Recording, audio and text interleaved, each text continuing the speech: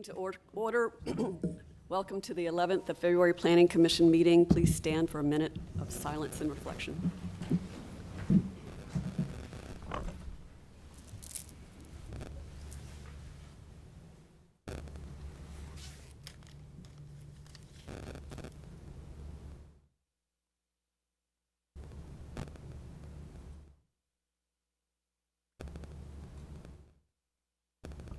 Please be seated. At the beginning of each regular Planning Commission meeting, we allow time for a comment period where anyone can speak for up to 3 minutes on any topic that does not appear on the agenda. So this comment period will last a maximum of 10 minutes, regardless of the number of speakers. So if there's anyone here that wants to come forward and speak on anything that is not on the agenda, please come forward now. All right, seeing none, I'll move on. We have a change to the agenda. Is there anyone here who came to hear about Z4119 Millbrook and North Hills? The applicant has asked to defer that for 2 weeks, so we're not planning to hear that today. I hope you can come back in 2 weeks. Is that good? All right. All right, so we're moving that one off the agenda, and you guys can go on back to your day. Thank you. All right, so the two other items on old business are North Rogers Lane and Gresham Lake, and I want to remind everybody that we've already had public comment for those two items, and it will require a vote for us to hear more public comment for those from the applicant and from the neighbors. So let's move on and get into Z3919. Good morning, members of the Planning Commission. Z39, 1031 North Rogers Lane. This is a request to rezone from a PD to an MH conditional use. This case has been found to be consistent with the future land use map.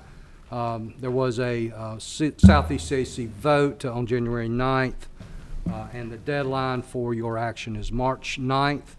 Located in eastern Raleigh, near US 64, where it crosses the Neuse River, near the Wilders Grove Solid Waste Facility, and adjacent to the Kellum Wyatt Farm, which is a protected open space. Here's a closer view showing the boundaries of the Kellum Wyatt Farm. This land was purchased by Wake County. The easement is held by the City of Oaks Foundation, and both of those entities are presently working on a master plan for that open space. A couple of photos of the site from North Rogers Lane, looking southeast, again looking northwest. The Edgewater Place shopping center is across the street there to your right. Some of the photos here, this is looking west from the curb of Rogers Lane, and through the tree cover there you can see that is where the existing mobile home park is located. This would be well north of the area where the buildings were occurring. And I show this photo because I did observe people walking through that area to access shopping and services from this area. Again, this is not part of the subject parcel. And I have a few photos just to gain some context on the mobile home community here. The entrance sign off of New Bern Avenue. It does have a residential character. It's fairly densely wooded. And again, mobile homes, as I understand it, these homes are owner occupied and they rent the lease space from the mobile home community managers. This is the operations area, kind of at the lower end. You can see the recent rains, a bit of flooding there. Play area and a community facility joined with the offices there in the park. This is the long straightaway that borders the Wilder's Grove Solid Waste Facility. There are speed bumps along the way. It is a very long and straight road that borders or accesses the mobile home community. And just a cultural phenomenon I noticed, you can go down this entire road and there are these clusters of satellite dishes, an ingenious way of getting the access there, I thought. The applicant has submitted conditions, revised conditions for this application based on a meeting with the community, and these conditions were submitted on time. Unfortunately, they did not get into your materials. For this meeting, I believe Ms. Eason has distributed copies of those. And just very briefly to summarize, buffer areas have been delineated with a meets and bounds description. There have been some tree protection requirements put in, and also an age restriction on the age of the homes that would be allowed in this new section. The 33 additional units would all have to be built after 2008. Just a graphic illustration of the exhibits that are part of those conditions.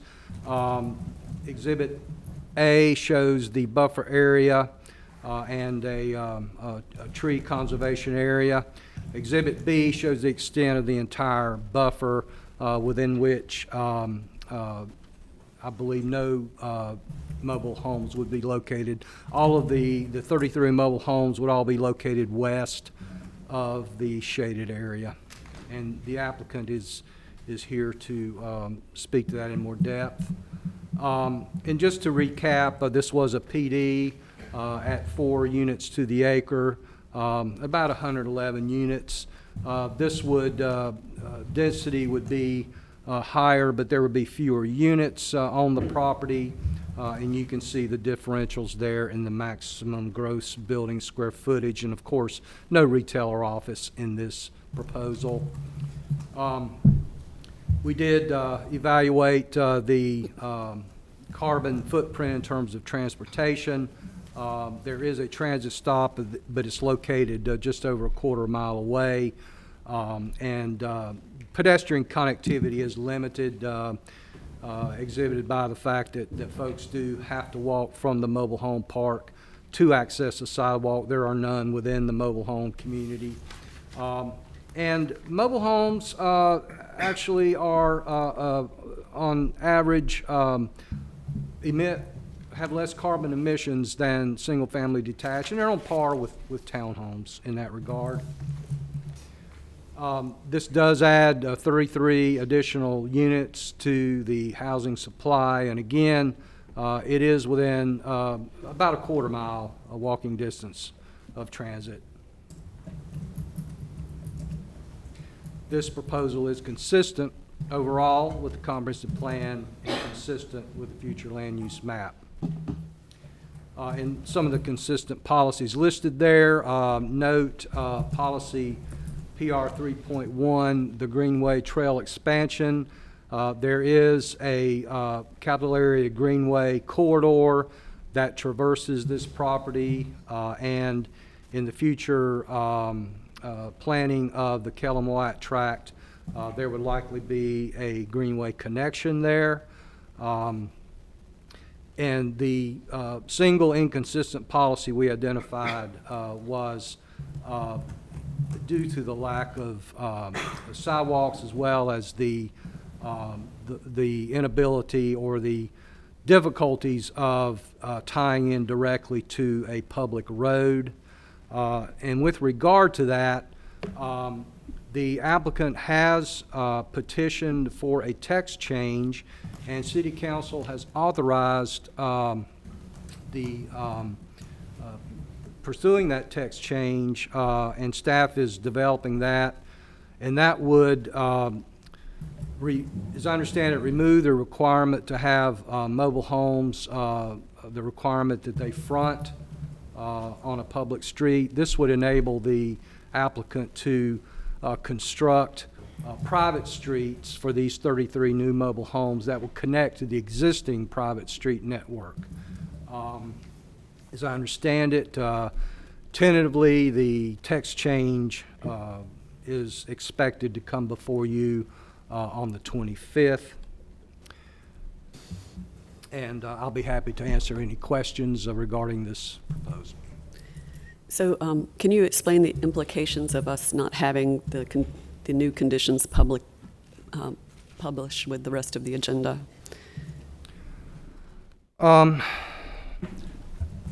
There are, I believe that, and I'll ask Mr. Crane to weigh in on this as well. I believe that there are a couple of options that the commission can take. I do need to say that these conditions have not been vetted. We became aware of them only yesterday, so they're provided for your information, but they have not been vetted by staff nor the attorney's office. So this is the first public release, if you will, of these conditions. So that would probably mean that we would need a period of time to do that. And certainly that turnaround could occur within a couple of days. Right, so the shorter version is staff doesn't believe this is in a position to be acted on today. The public hasn't seen it prior to the meeting, and there are some issues with the conditions as currently constituted that staff would like an opportunity to work through with the applicant. All right. So to me, it sounds like we need to table this case for 2 weeks, but I believe there may be people here about this case. And I also know that we missed Mr. Hergety from City of Oaks Foundation. He was asked to provide a presentation. Is he here today? So you are here. There you are. You're in the shadows. So we would have to vote to hear any additional comment. Do we want to hear from Mr. Hergety? Do we want to hear from the applicant? And do we want to hear from public that are here to speak? I think he's made time to come, yeah. Okay. As All have right. the So we need to. constituents, I'm sorry. as have the other people. Yes, that's what I'm asking. So I'm not sure how to, he's not in the opposition or support, so we need to decide how to formulate our vote. So does anyone have a suggestion about how to do this? 5 minutes for the applicant, 5 minutes for Mr. Hergety, and 5 minutes for the opposition. Does that sound right? So, all right, does someone want to make that motion? I move allowing additional time, 5 minutes for the applicant, opposition, and 4 to speak on the case. Okay, all right. Do we have a second? Second. All in favor, say aye. Aye. Any opposed?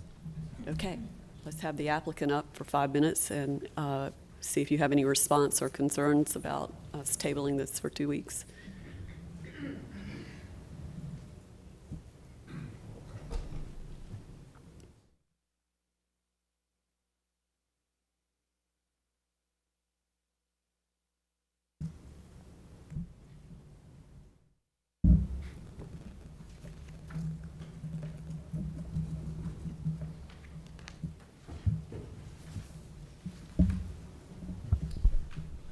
Good morning, members of the Planning Commission. My name is Worth Mills here on behalf of the applicant.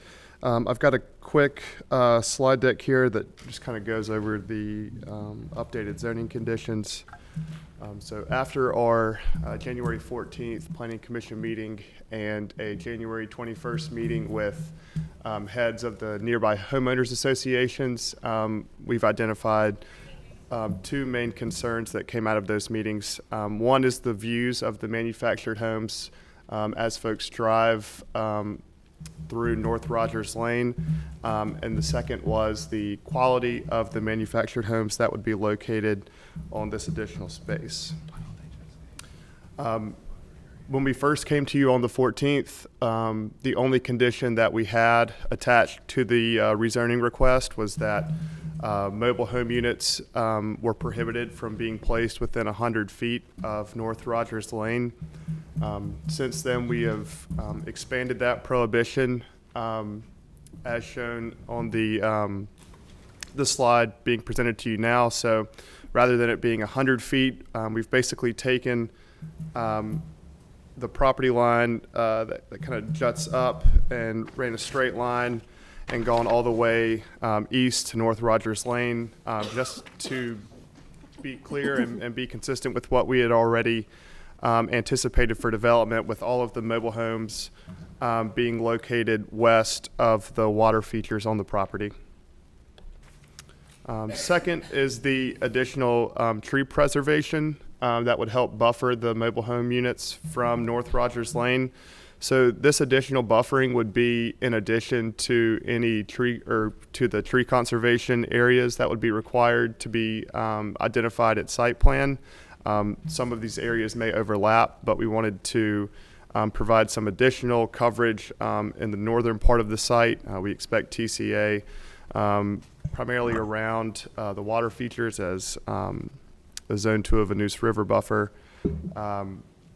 But we wanted, the reason that we didn't expand this all the way to North Rogers Lane, and Chris will speak to this a little bit as well, we wanted the City of Oaks Foundation and Wake County to have a means of access off of North Rogers Lane through our site so that they could access the Keller Williams farm and further their goals for that property as well.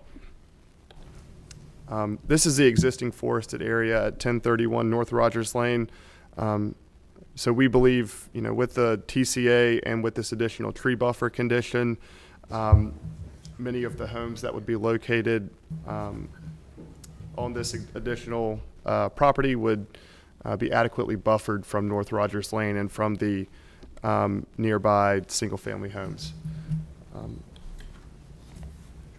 The last condition is on the age of the manufactured home units. This is a picture from another manufactured home site the applicant is working on in Niagara, New York. This was some of the materials that we presented at our Homeowners Association meeting on January 21st, just to show the type of homes that we want to place on the property and the quality of those homes as well.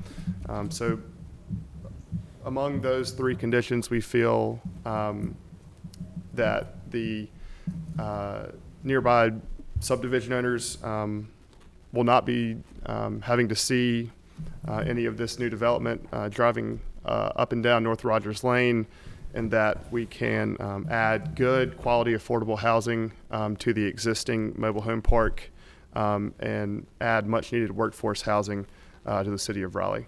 If you have any questions, I'll be happy to answer them. Thank you. Any questions for the applicant? Ask Chris this as well, but where would the access be for the Kellum-Wyatt tract? So we believe that access would primarily be in this area, somewhere in here. Chris and the City of Oaks Foundation, we've began preliminary discussions with them to determine kind of how best to make this happen, whether it be an access easement or some other device. But we believe it'll be kind of around this curvature here at North Rogers Lane. Thank you. Thank you. Any other questions for the applicant? I was just curious, this doesn't directly tie to any conditions, but the different developments that the builder ownership group manages and develops, there's a lot of models for manufactured housing. Is this where, I understand that they lease the land, but is it also where they finance the units and sell them to the occupants? I'm going to bring the applicant up here to speak more about the business practices.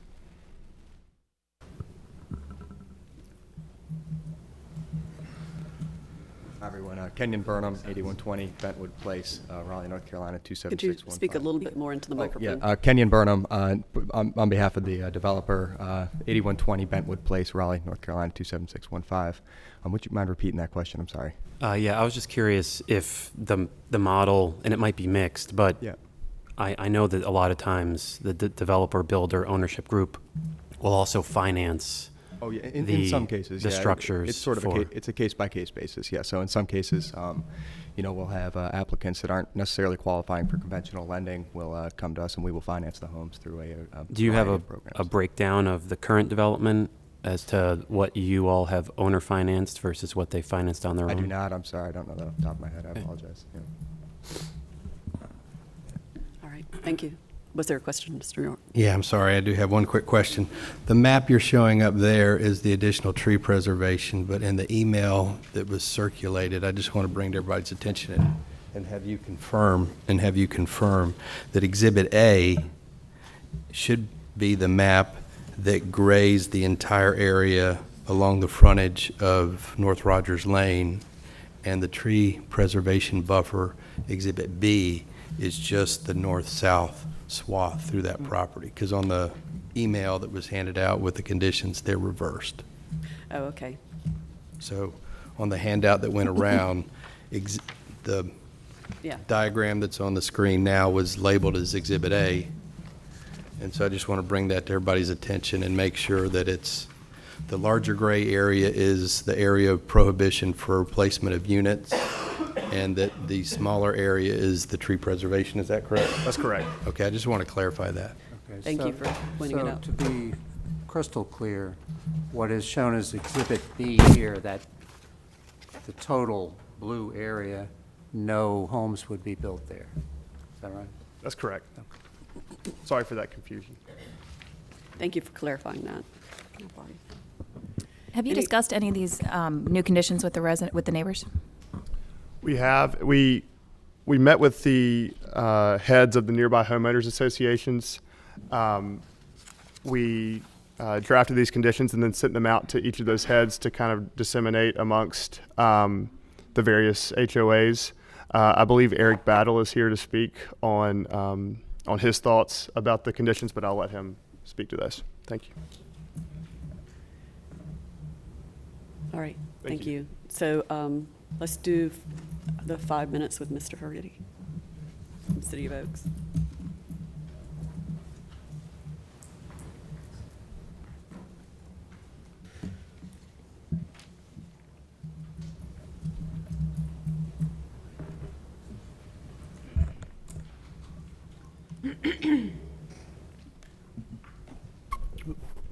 Hey, good morning, everyone.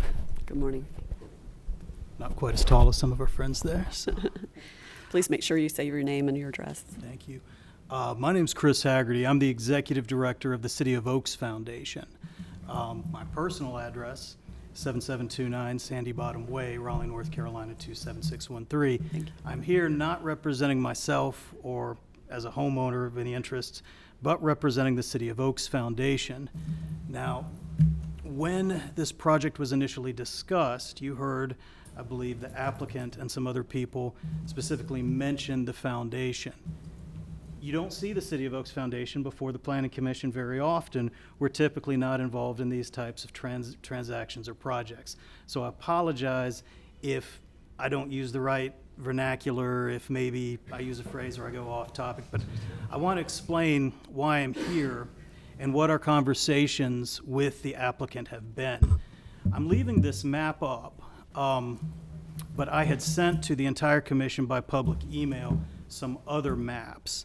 And I'm really here to talk about the property just south of the property where there's the proposed rezoning. That 49, I think maybe 59 acres is the Kellum Wyatt property. This is a private farm. It was outside of the city limits in a donut hole of county property that the foundation holds a conservation easement on. That is, the owners of this property wanted to keep this property protected as open space. They farmed here, farmed organically. They wanted to sort of pass that tradition down. They have all sorts of wonderful wildlife here. And to make sure this property is protected in perpetuity, they've donated it to Wake County. And the Kellum Wyatt Farm was one of the projects on the Wake County bond referendum that just passed. And we have just started the master planning process for the park. We're in the early stages, but I believe this is going to be a wonderful amenity for the entire community. The problem that we have, and I apologize for coming late into this process, we don't own the property, so we're not notified when there's a development. Rather, we hold the conservation easement over the property. So we found out about this after a lot of the public meetings had already gone on. But our concern is that this property directly impacts the environmental conditions in the park. You see the wetland there. I had emailed all of you, and I don't know if I can pull it up, if I'm allowed to pull it up on iMaps here or not, but the stormwater system. The stormwater system in this area draws stormwater runoff and sediment, not just from the neighboring community, not just from the mobile home community, but from all of the commercial development across the street, across New Bern Avenue. The way that it flows, it runs through high pressure, actually through the applicant's mobile home community, rendering a lot of those lots unusable, and it dumps it in this property. What's happening here is that all of this stormwater and sedimentation is slowly filling in the lake, Emily Babcock Lake. In fact, this map, this street map, isn't entirely accurate, because if you see the lake, how the lake area, the land area, or I should say the water area in the shaded area, you see how it's narrower than the lake beneath it? That spit of land has now crossed the property line and is growing down into the county property line, further filling in that lake. We have tried, and the previous owners of the land have tried for years to negotiate some sort of remedy. And previously, this land has been held as commercial property. It's been held, in my opinion, as a speculative investment for, perhaps one day someone thinking council will allow a commercial development there, right there on North Rogers Lane. But with that wetland there, the eastern part of the property is pretty much unbuildable. But we have been unsuccessful talking with anybody about stormwater mitigation. The applicants here, I think, understand the stormwater issue, and they have been the first people that have been willing to work with us on what some stormwater mitigation might look like. They see the harm of it, and as we've followed this process to see what they might do with the property, our priority has always been that there's nothing built on that North Rogers side of the parcel. We don't want more, we don't want commercial development. And the thing that was the most concerning for us was, under the code, if they had to build, I'm sorry if I can finish, but if they had to build the public street, a connection from where the CART community would be to North Rogers Lane, putting in a public street would be a massive engineering that would render mitigation of the stormwater concern impossible. Okay. So that's why we're following this issue in the text change, and I'm happy to answer any questions you All right, have. thank you, Mr. Hergoody. Do we have questions? So, tree conservation and no construction on the eastern portion of this property, is that sufficient stormwater mitigation, do you think, or should something be done on the west side of the property? Honestly, the western side of the property does not seem to impact this issue. But the first part of your question, no, it's not sufficient. Far more needs to be done, but it needs to be done upstream. Both the applicant and the county property are extremely negatively impacted by the stormwater runoff coming from other developments that you all, not you directly, but that the city has been approving on the other side of New Bern Avenue. The proposed Raleigh Beach Apartments, for example, the development that's going in up there, again, increases stormwater runoff, increases sediment, and in fact, an expansion of the sanitary sewer is going to have to come down that same property, this one that's under proposal now, and through the conservation easement protected property, where they're going to have to come in, tear up the property to put a proposed sanitary sewer expansion in. Tear up this property? Mm-hmm. Any other questions for Mr. Hergoody? All right, well, let's move on. Thank you. Thank you. Thank you for your presentation. Let's move on to the opposition. We've given you 5 minutes. We haven't structured how many minutes per person, but it's 5 minutes total. So if there are more than one person who wants to speak, please make sure you leave time for our other folks. Photos, would I be able to Can someone help him with the photos? I'm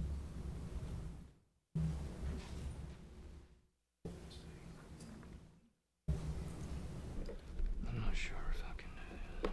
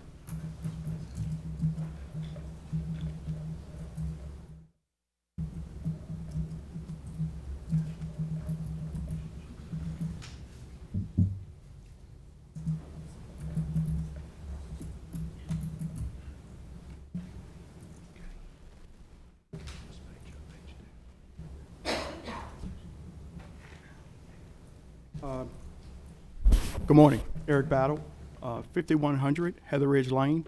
I represent Anderson Point Homeowners Association. I also represent Village Lakes, Summers Place, Waterford Landing as well. That's a cluster of HOAs that we have along Rogers Lane. It's about 6 communities in total. I sent all of this to the commission yesterday via email. These are meeting notes from our meeting on the 21st with the developer. As you notice, he mentioned that there were 2 major concerns. As you can see by this list here, we had a tremendous amount of concerns from this meeting. We went through the meeting, we talked about crime, we talked about the upkeep of the existing neighborhood, we talked about various things, and all that was delivered yesterday. We did have the email 3 days later from the applicant's attorney, basically giving the proposal that you guys had today with those. In these proposals, there's 2 things that aren't taken into account. Number one, in the first proposal, the area shaded, that area there actually has the potential of a greenway trail coming through. I think that was previously mentioned in that area. So that would affect the buffer area. In the second one, we also had talked about the potential of a roadway coming through. As we typically know throughout construction, if there are any improvements made along Rogers Lane that would impact the Kellett Wyatt farm, we know that there's going to have to be street upgrades. Any buffers there within that area would probably get removed. And again, a vast majority of that area, if there's an aerial view, is already cleared, but it's not illustrated here. What we ended up sending back to him, my email that I've sent, basically I established, hey, what you've proposed, there's no changes beyond just basically saying, hey, we're not taking out any trees. They had already established that in the original proposal. Secondly, my email, and I'll read it verbatim, it said, while I'm not relaying all the potential concerns or comments of the collective community, I wanted to expedite my opinion that this proposal falls woefully short of addressing any of those concerns brought before our team during our HOA representative meeting on 121. And so we'll move on. Here are some of the pictures that we had. Basically, as you can see here, there's an internet cafe that came right at the entrance of the mobile home community. I think there are several documented articles that note that there are a blight to the community. We feel like this internet cafe was put there strictly because of the low income status of the residents here in the mobile home community. The second picture, you will see potholes for disrepair throughout the community that may not have been previously shown. The developer or owner has done a woeful job of keeping up the streets within this parcel. Here, we were talking about stormwater concerns. I know the Kellett Wyatt Farm has issues of the stormwater. And I know they mentioned that, you know, you've got the Raleigh Beach projects and things like that that are north of this that may be contributing. However, those projects just started, and there hasn't been a vast majority of construction recently. But I can illustrate here in this picture. If you see here, there's a catch basin that is completely covered and filled with silt. That falls on the hands of this developer for his lack of maintenance. As you can see up in the top of the picture, there's a vast majority of soil, no grass in the areas for the yards. And keep in mind, the developer owns the land. The homeowners only own the trailers. So with that being said, this is the developer's responsibility to maintain erosion control, which he has done a horrible job at. And I think that has contributed to some of the issues that we have. I'll move on. So downstream of this, and I know he talked about the Wake County possible lake, but we also have two lakes. 3 lakes, actually. We have Turfgrass Lake number 1, Turfgrass Lake number 2, Turfgrass Lake number 3, that is a part of this vast community. As you can see, they're both beautiful lakes. However, if you go upstream from this lake, this is where the trash is collected at the mobile home community. As you can see here, we've got all types of trash right at the water's edge. And this is the stream that not only feeds the Kellett Wyatt Farm, this is the stream that feeds all these lakes downstream. As you can see, we've got paint cans in the second picture, all sorts of hazardous material sitting right there. Absolute lack of maintenance by the developer. I've also got time stamps on these photos. You can see there's shopping carts that are over here from the adjacent shopping center, from the Food Line and Aldi Shopping Center. The second picture, I couldn't believe my eyes. It's an actual meat package that is sitting there in it. There's a picture of the sewer runoff spill, but here is a complete map of what is there. You've got the location of the Kingsborough mobile home community, their trash dump. It goes directly into the Wake County Lake that falls all the way down, and it continues to go all the way down through there. Thank you, Mr. Battle. That's your time. Thank you. Thank you. All right, we know that we need to table this case for 2 weeks. Does anyone have any questions or anything they want to say before we set the case on to the next meeting? All right. We'll move on then. So this case is deferred for 2 weeks to give the applicant time, or to give the staff time to work out with the new conditions. Thank you.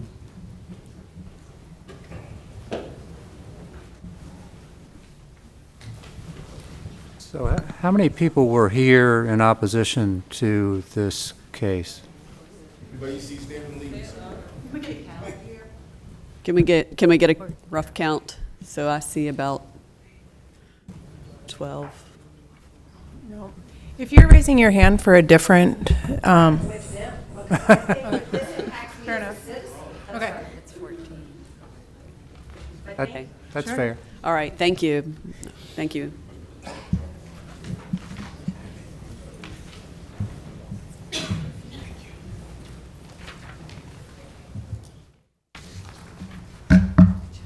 Moving on to,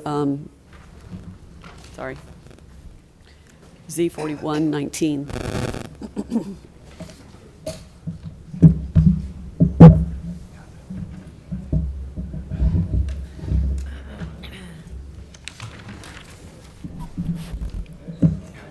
Good morning.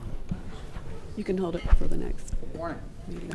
We'll hear it again. So you actually acted at the beginning of the meeting to defer this case, so you won't be hearing this. I'm sorry, which one? Z41. I think we skipped ahead in the agenda. Hang on, so. Oh, sorry, yes, 41 is the one the applicant asked to defer. So we're moving on to Z44. That's correct. Yes, sorry. I got my 40s mixed up and the agenda wasn't in front of me. So. Gresham Lake and Litchford.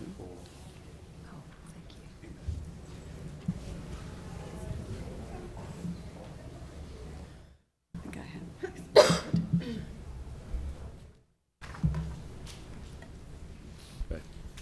Good morning. So this is a request that you had seen a couple weeks back. It's at the intersection of Gresham Lake, Nichols Road, and Litchford Road. Around 15 acres, request to go from R4 to R10 with conditions, including limiting the density to 5 units per acre.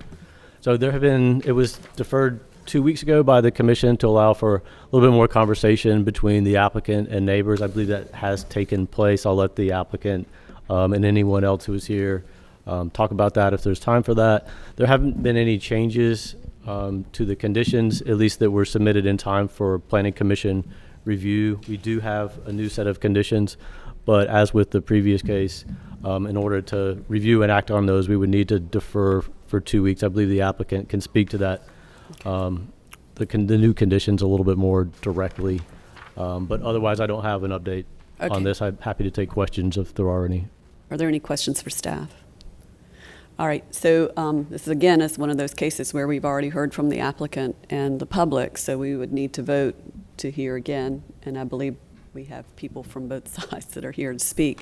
So what's your pleasure?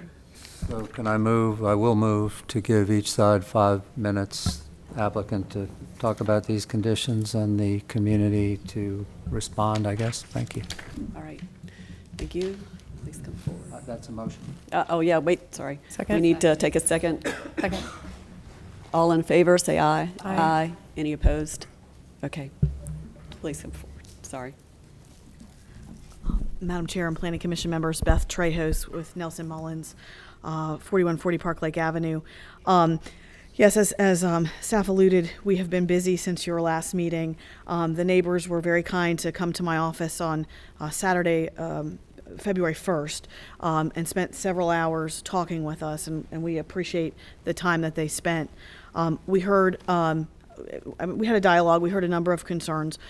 We made changes to our conditions based on those concerns. And I know a number of folks were not here at the last meeting, so I'm probably going to go over all of the conditions, and I apologize for the repetition. The handout that you just received is the latest version of the conditions. It's two-sided. So existing conditions were a limit to no more than 80 dwelling units, which is a density of about 5.1 units to the acre. The apartment building type is excluded. We had a 10-foot buffer that ran along this area, and the neighbors, I'm sorry, that ran along this area, and the neighbors asked that we continue that buffer so that it would run here, which we did. They also asked that we include a fence in the condition, which we did.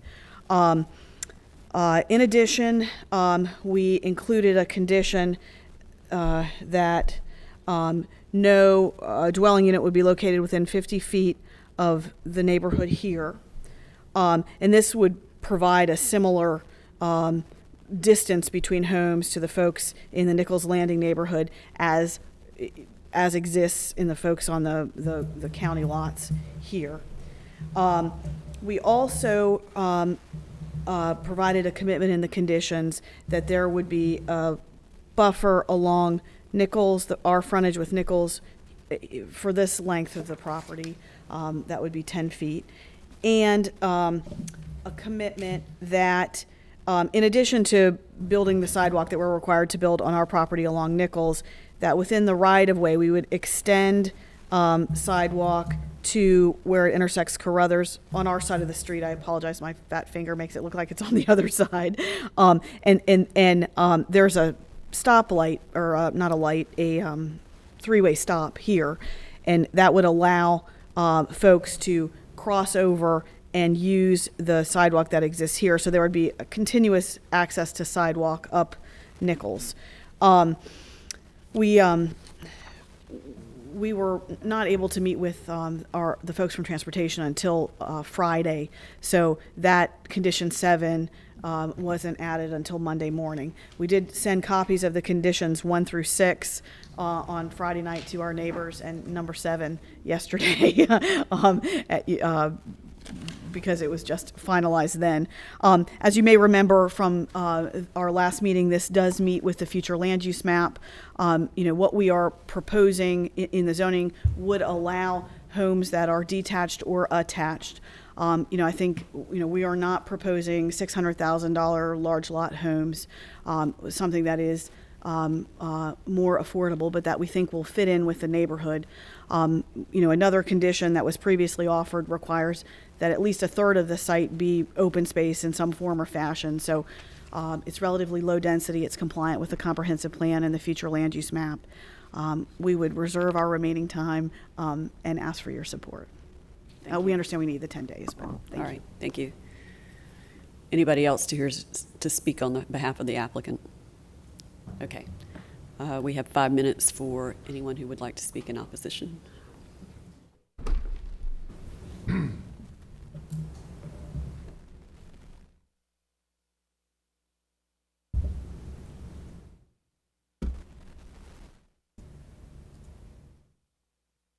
The mouse is very finicky. Good morning, I'm Margarita Klein. I live at 7501 Nichols Road, which is part of Nichols Landing, which is directly next door to where they want to develop. Could you speak a little closer to the microphone, please? Sure. All right. So Nichols Landing is currently zoned R4. Our neighborhood is here. This is the area they want to develop. I have a better map next.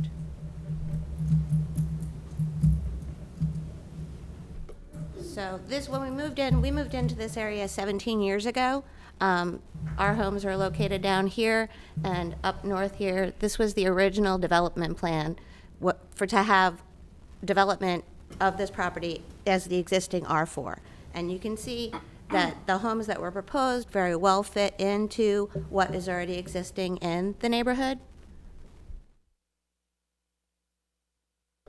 And here's the zoning map of the area. To our north, we have R6. The whole other rest of the surrounding area is R4.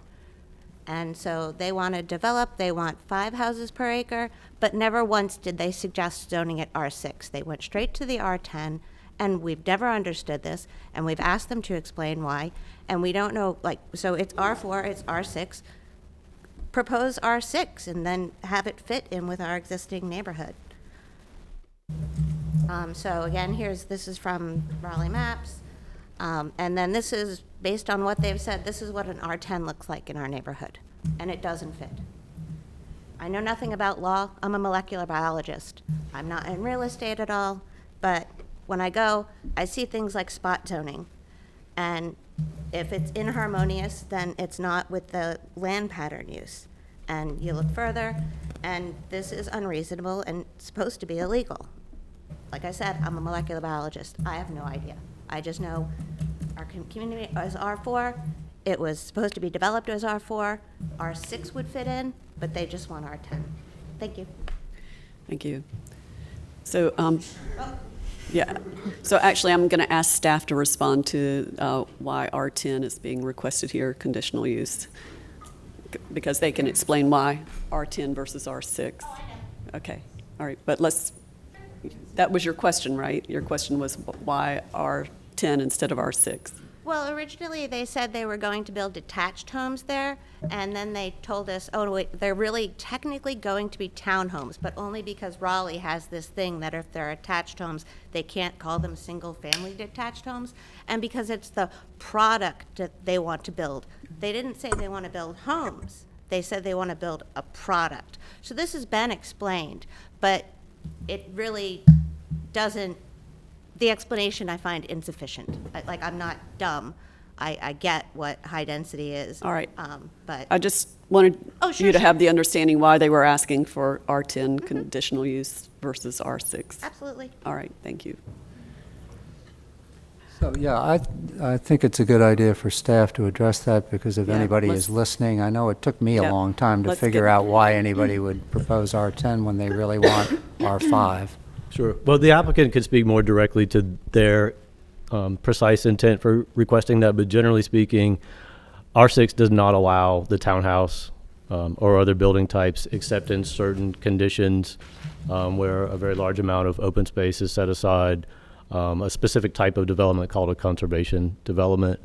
And even then, it only allows a percentage of the units on a given site or development to be townhouse units. So if the intent is to purely develop a site with that townhouse building type, then R10 is the zoning district that is the only zoning district that would accommodate that without moving to a mixed-use district. In this case, what the applicant has done is allow that building type, the townhouse building type, or something very similar to it with small setbacks between individual units, but use the conditions to lower the density down to actually below an R6 level of density, which allows R6 is 6 units to the acre. This would allow 5.1 units to the acre. So I would also note, just generally speaking,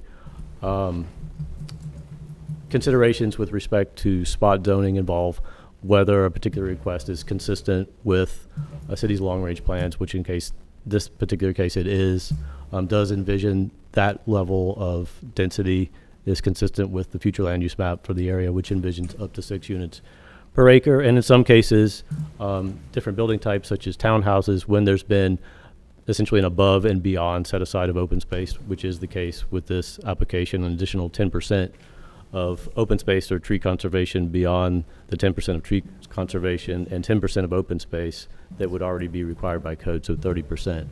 Also, the context of the area does include R6 densities adjacent and building types similar to what would potentially be developed here, also in the vicinity.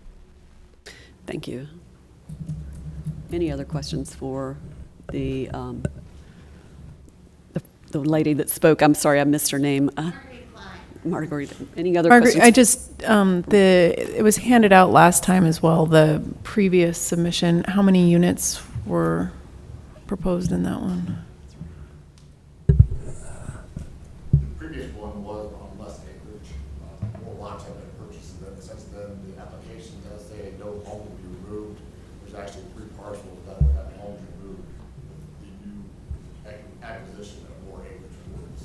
What was the count, though? 32. 32. As an R4. Thank you. Any other questions? Do you have questions? I have a question. I remember something about traffic being an issue and how traffic would be routed around the area. We still have traffic as a very major concern. We feel with the original proposed 32 house plan where no existing structures get knocked down, the roads that were proposed, like I said, our neighborhood is down here. The whole area has increased in development over the time we've lived there. Litchford Road has become overwhelmed with traffic. To the north of here, there has been a rezoned R10, and there are a number of townhomes going in there.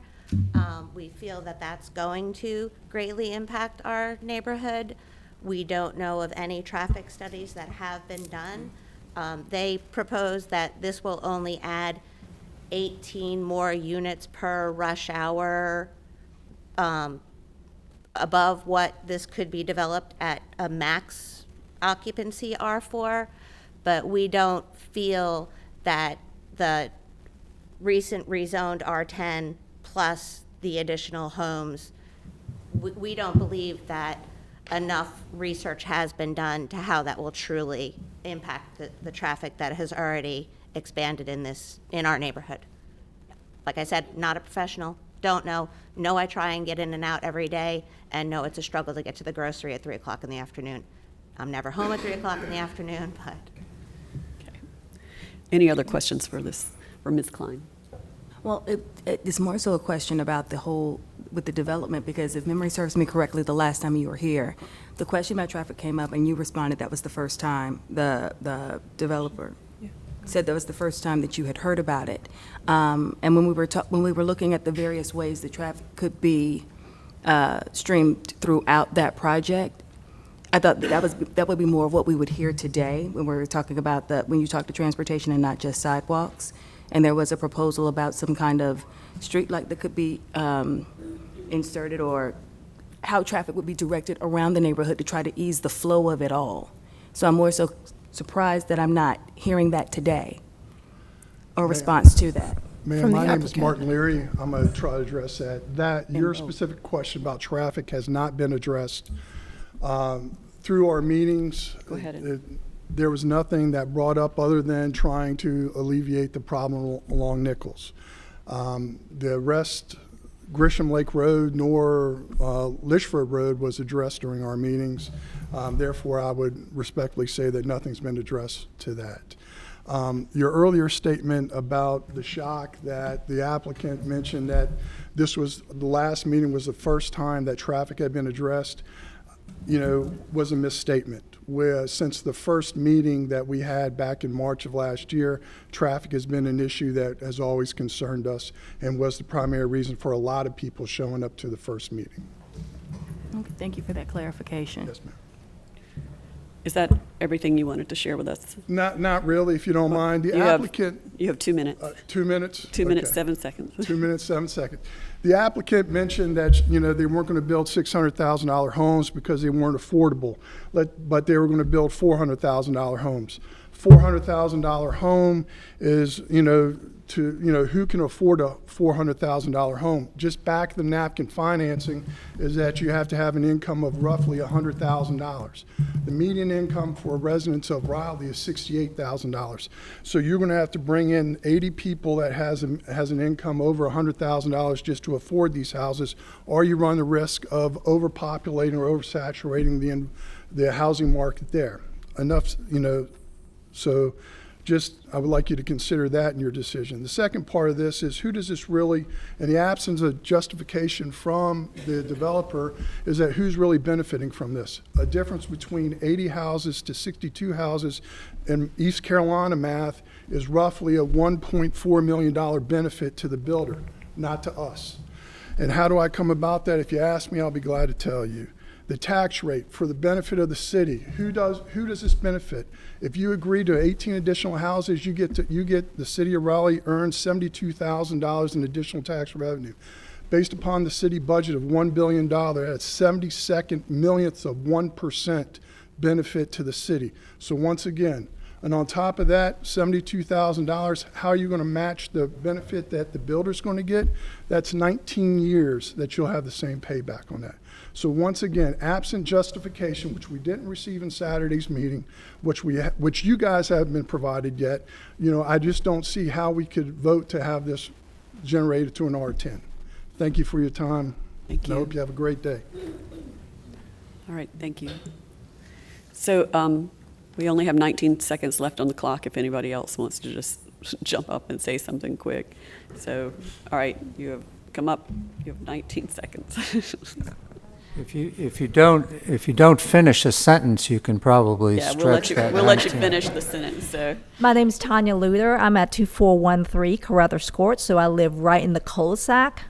We did have a meeting on Saturday, and I'm just going to reiterate what my neighbors have said. We never address the immense amount of traffic that's already going through Gresham or Litchford. We talked about Nichols. There's talk about there's a three-way stop sign that's probably within the past year and a half been put up.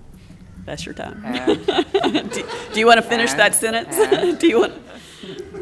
We never address traffic concerns in our Saturday meeting. All right, thank you. So Ms. Trejos reserved, I think, 1:17 to respond. Yes. Just briefly in regard to the traffic issues, we did, what I said at the last meeting that we hadn't heard at all was the city's desire that we consider a turn lane. So we met with transportation staff on Friday. We put out some various ideas about installing a four-way stop at our driveway and installing perhaps a pedestrian access way across Nichols, which was identified to us as an area where there's a lot of cut-through traffic. Those things we were not encouraged to pursue those by transportation. I will tell you, there is so little traffic being generated by this that no traffic study was required by the city. From a justification perspective, there is need for more housing of varying types and styles in the city. This is providing that, something that is mildly different than what exists in the area and allows for additional housing stock. It does comply with the comprehensive plan, which is the barometer for whether something is appropriate or not in an area. So we believe that's adequate justification to support this case. Thank you.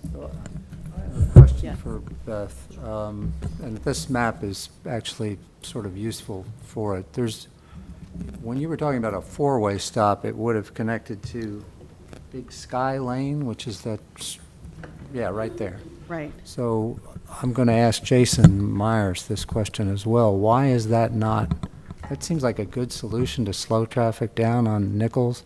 And I don't understand why that can't be done. And I'll let Jason answer. What we heard in the meeting was that that was something that was probably not appropriate for a zoning condition.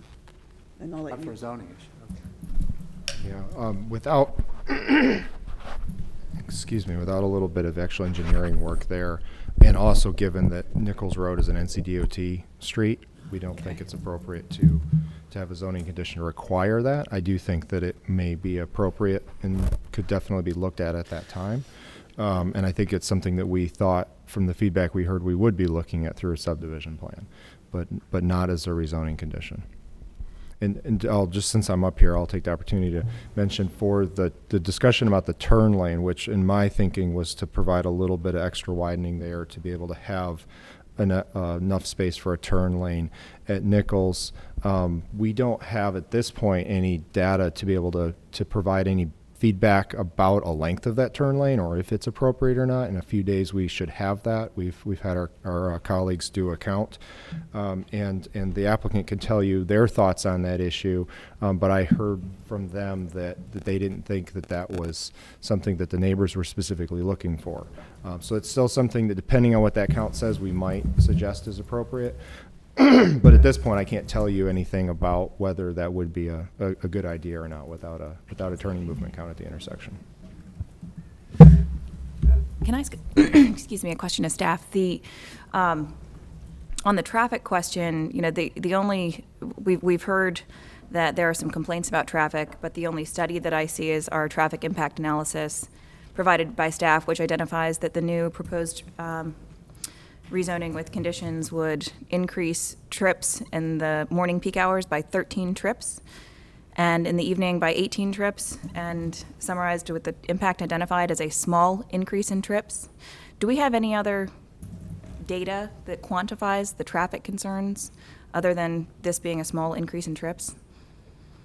No, not really. Okay. I'm trying to get rid of a cold here. That isn't necessarily a traffic study as much as it's an estimation of the trip generation potential of that zoning entitlement, and that's the difference between an R4 entitlement based on the planning department's envision analysis and what the condition case would potentially yield here.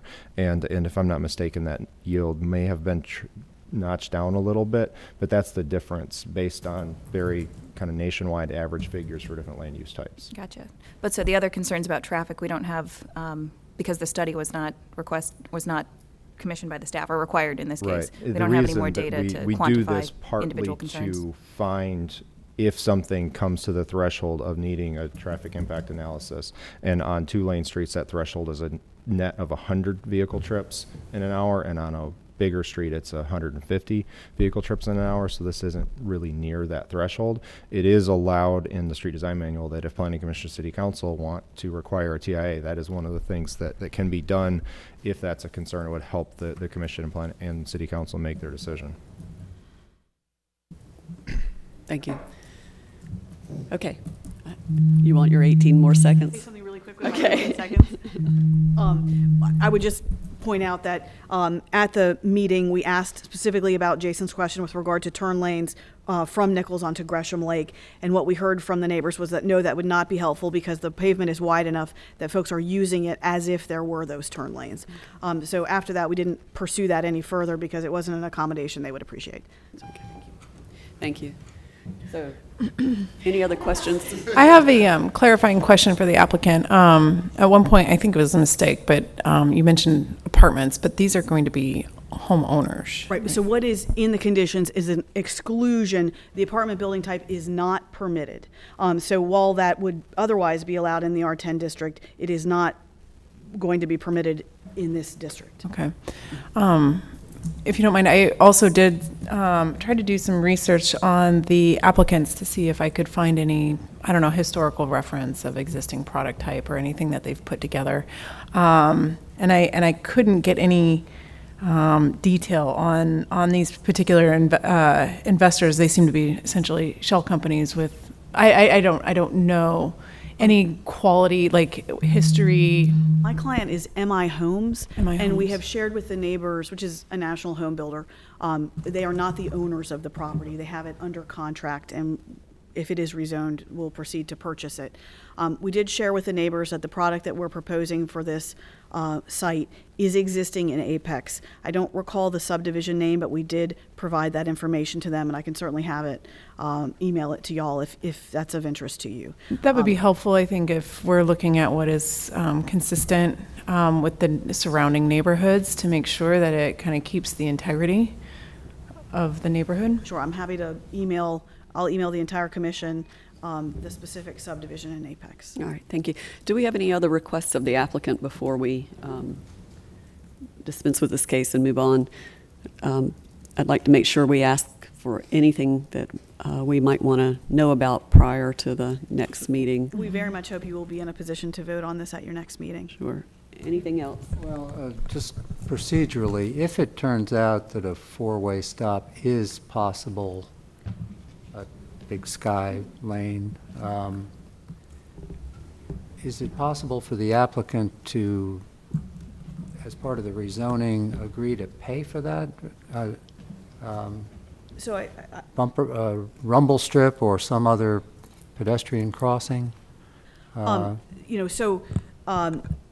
think in terms of the subdivision review, that's typically where we see the specific requests from staff relative to road improvements. And we would expect that, staff will tell us what they need for us to do at that time. I think what I understood from staff was that, until the specific engineering is done, they won't know for certain what's appropriate. But we will, in that subdivision process, we will do what the city tells us to. Okay, yeah, thank you. Thank you. All right. Thank you. So we're going to hold this case for 2 weeks and hear from the conditions. And if there's anything more that anybody involved with this case would like to share with us, please do get in touch with us via email or reach out to any of the commission members that you'd like to talk to. So thank you for coming out today, and we're going to move on to the next case.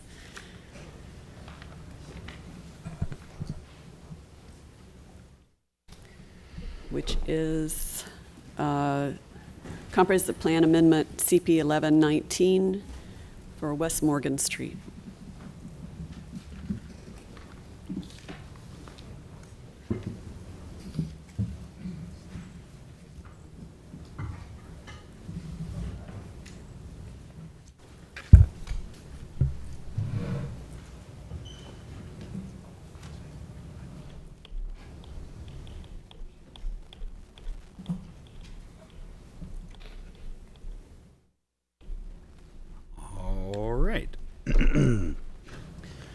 So CP 1119 is a request to amend the street plan. The street plan is a document in the comprehensive plan that identifies the type and location of new streets in the city. And so the request is to remove a section of planned street. This shows the street plan today. It extends West Morgan Street to Ash Avenue here. And the request is to remove the section from Wakefield Avenue to Ash Avenue here. Now, the different colored lines on this map correspond with different types of street. The type of street planned there is the Avenue undivided street. And so this street has a travel lane in either direction for motorists, a travel lane in either direction for cyclists, sidewalks, and planting areas. This is a look at the context of the request. So this is West Morgan Street, and the extension would come somewhere here. There is commercial and medium density residential uses in the area. This is Hillsborough Street. This is the train track kind of bordering the area. And so I want to stop here for just a second and talk about how streets in the city get built. It happens in one of two ways. One, the city owns property and they design and construct streets. The other way is that streets are identified on the street plan and underlying properties are redeveloped and those property owners construct the streets. Now, the state gives us the authority to require construction of new streets, but the city can also be responsible for financially contributing to that design and construction. And how that's determined is the amount of traffic impact that the proposed development produces for the need of the street. And so this diagram shows a pretty good idea of where the alignment of that street would be. And the property currently houses 100 or so apartment units. And you can see here that the apartment building and the street unlikely can coexist on the property. And so if a street was constructed here, these orphan parcels would be left for redevelopment. And it's unlikely that the development of those properties under the 3-story height limit that is currently there would generate a traffic impact high enough for the city to require the property owners to develop and create the street all to themselves. So that is to say, the city has a pretty big role in the construction and design of that street. So there's a couple of things to consider from a policy perspective. The comprehensive plan, of course, has policies that say there should be better interconnectivity and bicycle and pedestrian connections throughout the city to serve future development. There are also policies in the comprehensive plan that say existing housing should be maintained, and there's a need for an affordable housing product citywide. And so we think if the property is redeveloped, that these are the areas that would be maintained. There's a high likelihood that the city would bear a high financial cost in bringing that street to fruition. And so I think that's a financial decision that the city council will ultimately decide. They make the budget every year, but it's something that you should likely consider in your deliberations as well. Again, it's inconsistent with the comprehensive plan, which says the city should have more streets and more connectivity throughout generally. The request is consistent with policies to minimize displacement and preserve housing. And you can see that eliminating the street would be inconsistent of these policies. Your deadline for action is April 14th. There was a CAC vote.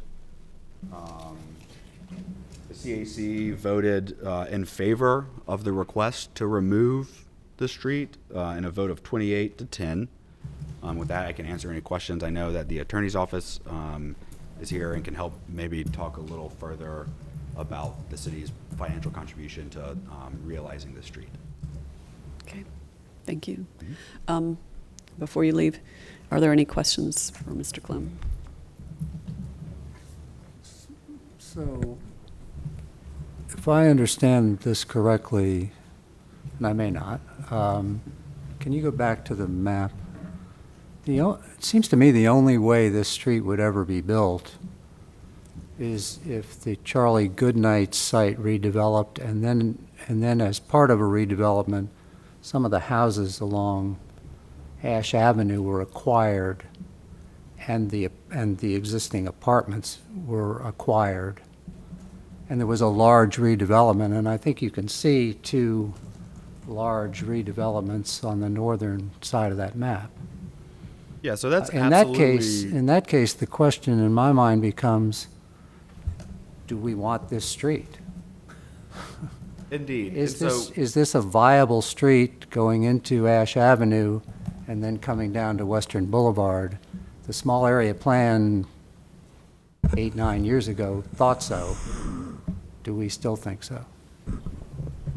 Yeah, so I think that's all very reasonable. How these improvements are triggered are based on a property by property application for a site plan. And so while yes, the street would serve a larger redevelopment in this area if there was consolidation of ownership and some larger development plan, but in fact, the regulatory authority that the city has to require new streets is based on what an individual property owner does with their holdings. So what you're saying is reasonable, but what happens is these streets get built when the individual properties develop.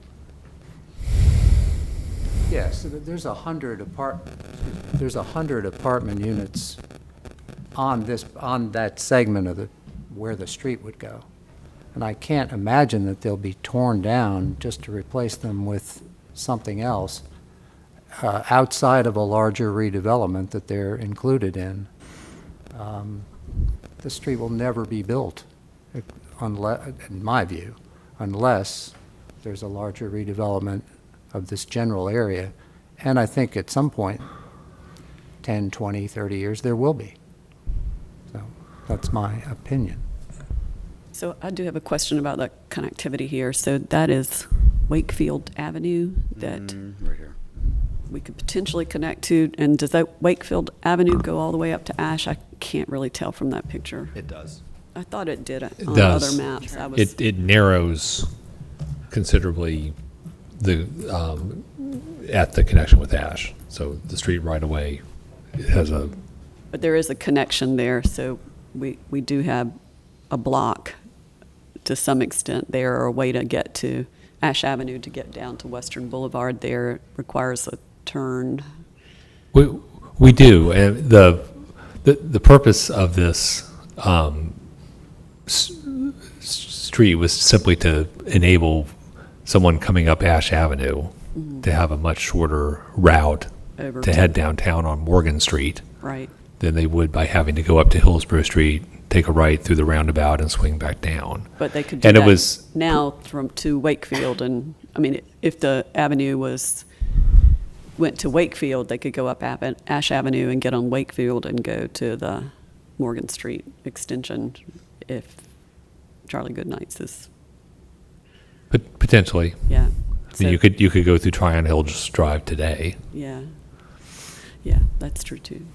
So I'm just trying to understand the geometry of the situation. Right.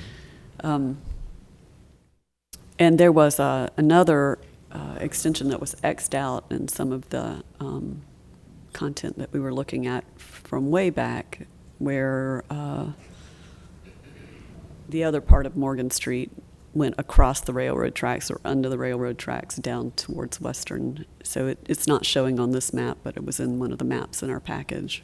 That's correct. So what you're referring to is before the adoption of the West Morgan Street area plan, which created these extensions, there was an extension, I believe, of Morgan Street here. Yep. That went down through the Governor Moorhead School of the Blind and made a connection to Western Boulevard.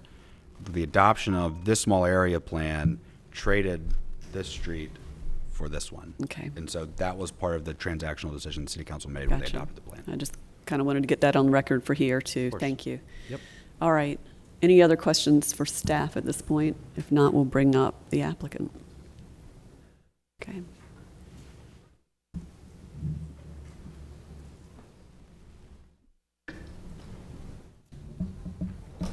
Sorry, I'm making sure.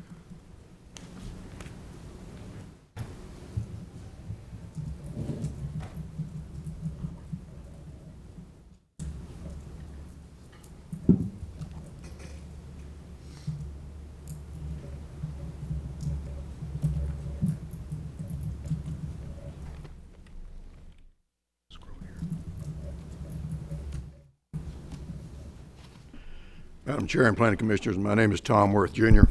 I'm an attorney in sole practice, P.O. Box 1799, Raleigh 27602. I have not appeared ever before most of it. I don't come here very often, but I do come when the need is there or here, and it is today. Basically, in August of this year, I was contacted by the owner of this property asking, would I please undertake this case? I said, I'm not going to touch this case until I go and view the apartments. I had seen them in 2016 when I was involved in the previous case. And they were in deplorable condition. I'm not at all sure about the nature of the residents who were there, but it was a bad situation. So I said, I'm not going to touch it unless I approve it outside and in. And also, I look at the police report to know that this situation has improved significantly. I did that, and I looked at it. I've never held this connector in very high regard from a planning standpoint, and so I said, I'll take the case, and that's what I did. What I found out as I got into it, aside from the threshold question about the improved conditions there, inside, out, and with the clientele, was that my client, 211 Ash Avenue LLC, had put together an ownership of 19 condominium owners. 100 units has been indicated, 19 owners, condos. You can imagine that there was less than well a coordinated effort to keep these in good order. So I did proceed forward. Initially, in connection with the recent reevaluation, the value of this property in 2016 went from $2,031,700 to $6,161,100. That's reflective in part of the fact that my client paid over $50,000 a unit in collecting the ownership into itself, into its LLC. So that's what I saw when I got into it, after I was into it. I filed this case in November of 2019, almost to the day when I filed a case trying to remove this entire leg from West Morgan to Ash. 3 years, almost to the day, I filed that case in 2016. Ultimately, that case was not successful. The Planning Commission rejected it in January of 2017, and the Council in February of 2017. The reasons cited revolved around the east-west connection. That, in my opinion, is a spurious position. It was then and remains so. What you got was the prospect of traffic coming into this two-lane, 64-foot width right-of-way, 36 width street, dumping into Ash Avenue in proximity to the bridge, and then where do they go? And the staff indicated, and the report indicated, they were trying to find a way to Hillsborough, okay? If you're going to Hillsborough, then you're gonna go Dexter, Cox, maybe Park. As we all know, traffic calming had been placed on Ash. So Ash would not be a right turn that you'd make coming off this bridge. What about Western? In investigating this further, which I did not know in 2016-17, the city in January of 2018 moved to the Board of Adjustment and got relief, ladies and gentlemen, from a widening of Ash and, for that matter, Pullen. And for very good grounds, the protection of Pullen. But again, waiver of the additional right-of-way that would have been required on Ash, as we focus on Ash. We talked to the neighbors on the 23rd of January, and another thing came to the fore, which I did not know in 2016-17. The removal of these 100 units in deplorable condition was a very important part of this, the approval of this road section in 2011. I had not heard that from folks who were actually on the line in the neighborhood at that time. Also, safety concerns were raised. Apparently people blow the stop sign at Ash and the bridge with some regularity. So those were two things that I just didn't have a feel for. What I'd like to do now, being mindful of the time, is defer to Mr. David Brown of Withers Ravenel, who is my colleague in this case. David. Thank you, Tom. David Brown, Withers Ravenel. Just a couple of points. Mr. Geary, you talked about the ability to have this road constructed. There are at least 3 owners that would, from Ash over to Charlie Goodnight's. It would take a tremendous amount of coordination. In my experience working in land development, these improvements would happen one at a time, piecemeal. There's a tremendous amount of road fill that would be required. So it can be built, but it would take coordination. I think it would take the city of Raleigh initiating the construction of the road from point A to point B, from Ash over into in front of Charlie Goodnight's. Another comment, I believe, from our chair was about connectivity. If you think about the railroad, Ash Avenue, Morgan, and Hillsborough, within that quadrant, that super block, there are some interconnecting streets, and those blocks formed by those streets, they're all conforming for our block perimeter ordinance.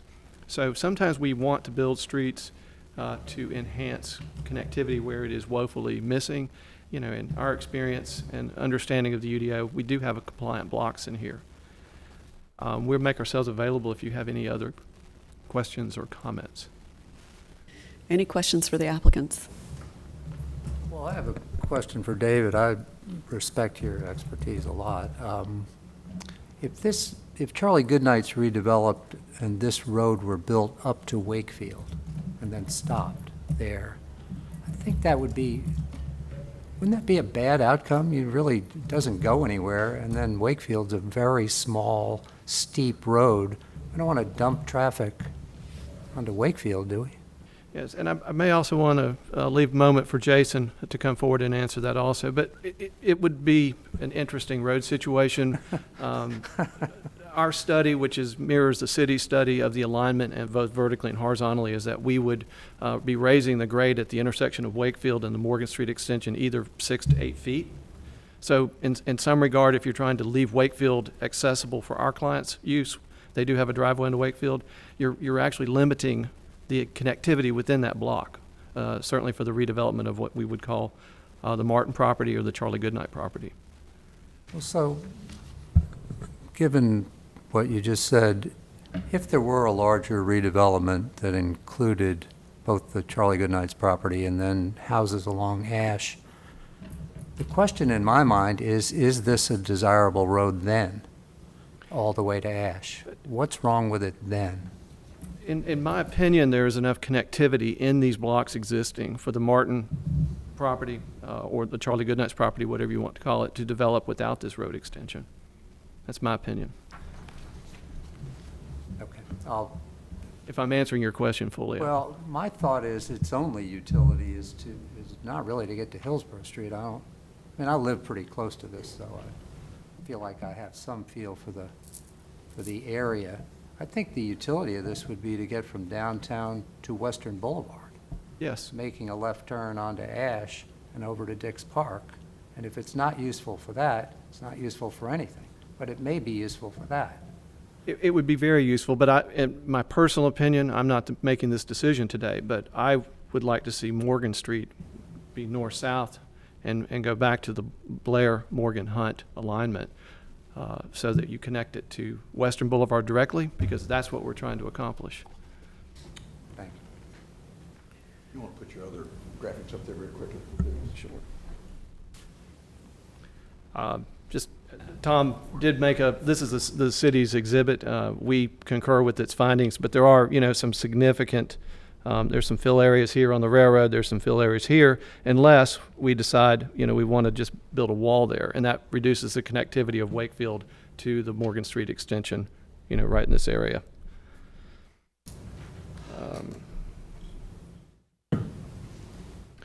The other thing we just want to briefly mention, there's a tremendous amount of grade change in here. As you undertake consideration of this road, we're at 334 elevation at the belly of the road here. At Ash, we're at 376. That's a lot of grade change. It's certainly, it can be built, but it has some big financial implications. And just last, but this is a very narrow parcel. If you run a road through it, it's 118 feet wide at the pinch point. By the time you have some slope and construction easements, what's left is residual. It might get absorbed, to some other parcels here, but that is just that becomes an unusable portion of the property. So it's road or it's apartments. I have two questions or comments. One is, I know that the connection to via Morgan, building a new bridge to Western, was nixed when the small area plan was developed, but I don't have a recollection of that process. But I do have some concerns about funneling traffic past the park. I'm not sure that that's the best place for it. There's a lot of connectivity, pedestrian connectivity involving children and young families, and perhaps that alignment up from Morgan would actually be a safer route, although probably a lot more expensive. And then the other thing was there any discussion about if this piece of road is removed, about maintaining pedestrian connectivity through that area, that I know that could be sort of useful. And Tika, that's a very good point. That is actually in the current area plan. There is a pedestrian linkage that runs parallel to the proposed road linkage. We're leaving that intact. I think it's a great idea personally. Okay, thank you. Do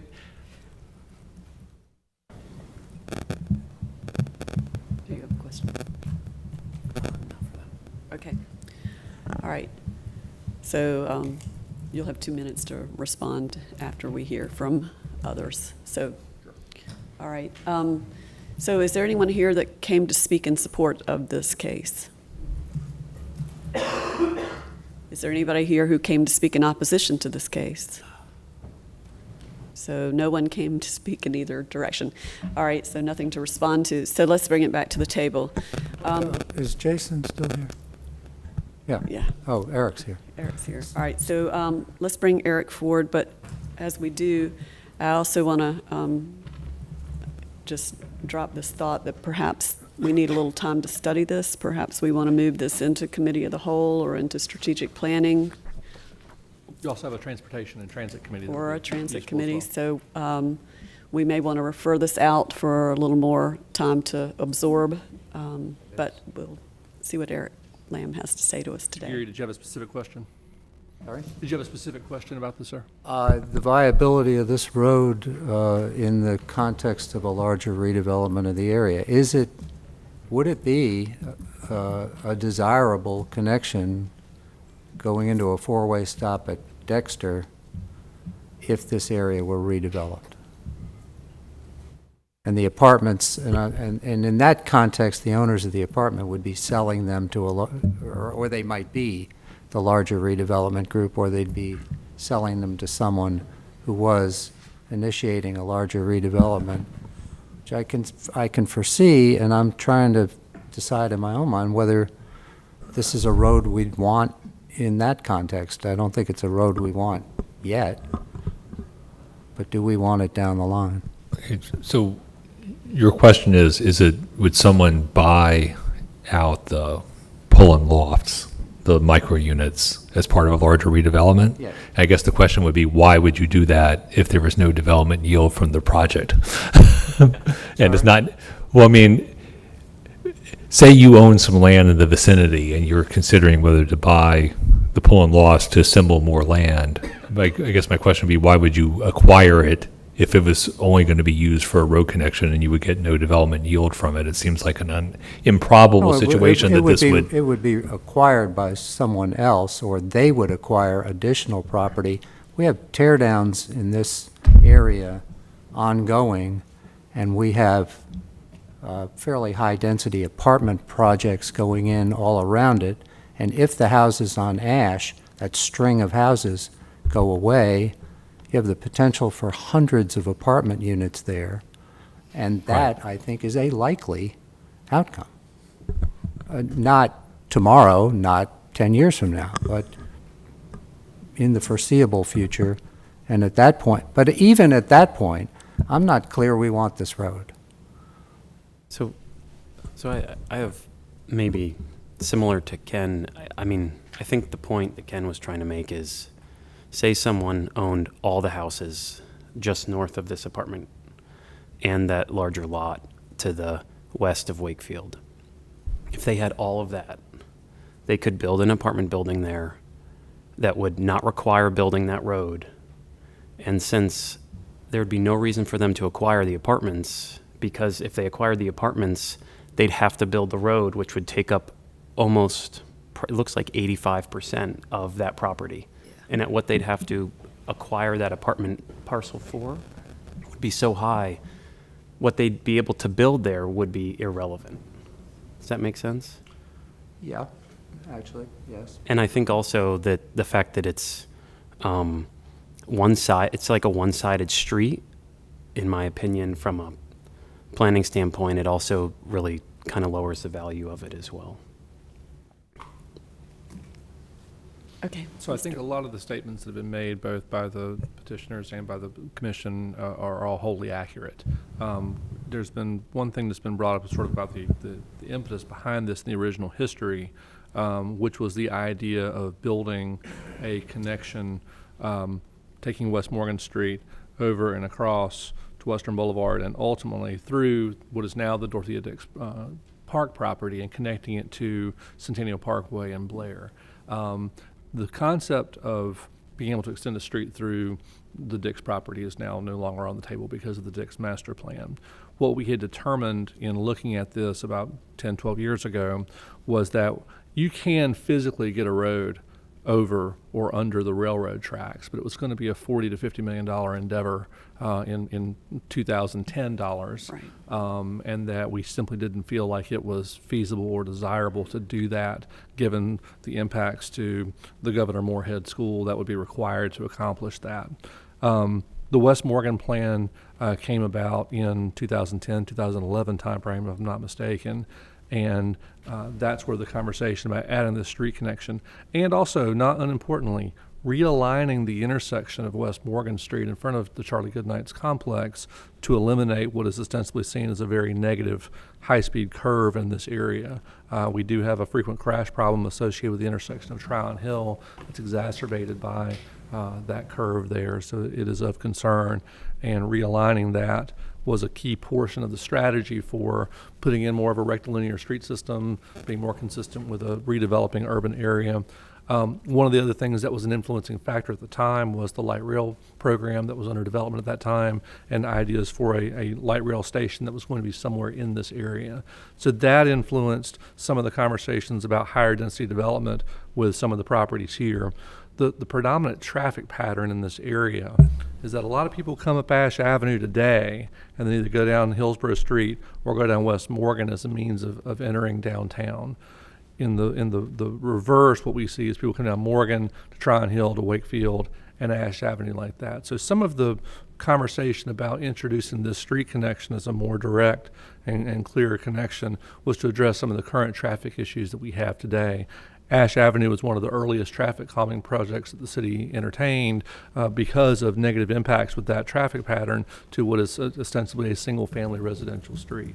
So that's how we got to the point that we're at today. The real question, as it goes back to the applicant's case, is yes, they have gone through and made the purchase of the condominiums. We've used the word apartment, but in fact there were 100 condominiums on the site.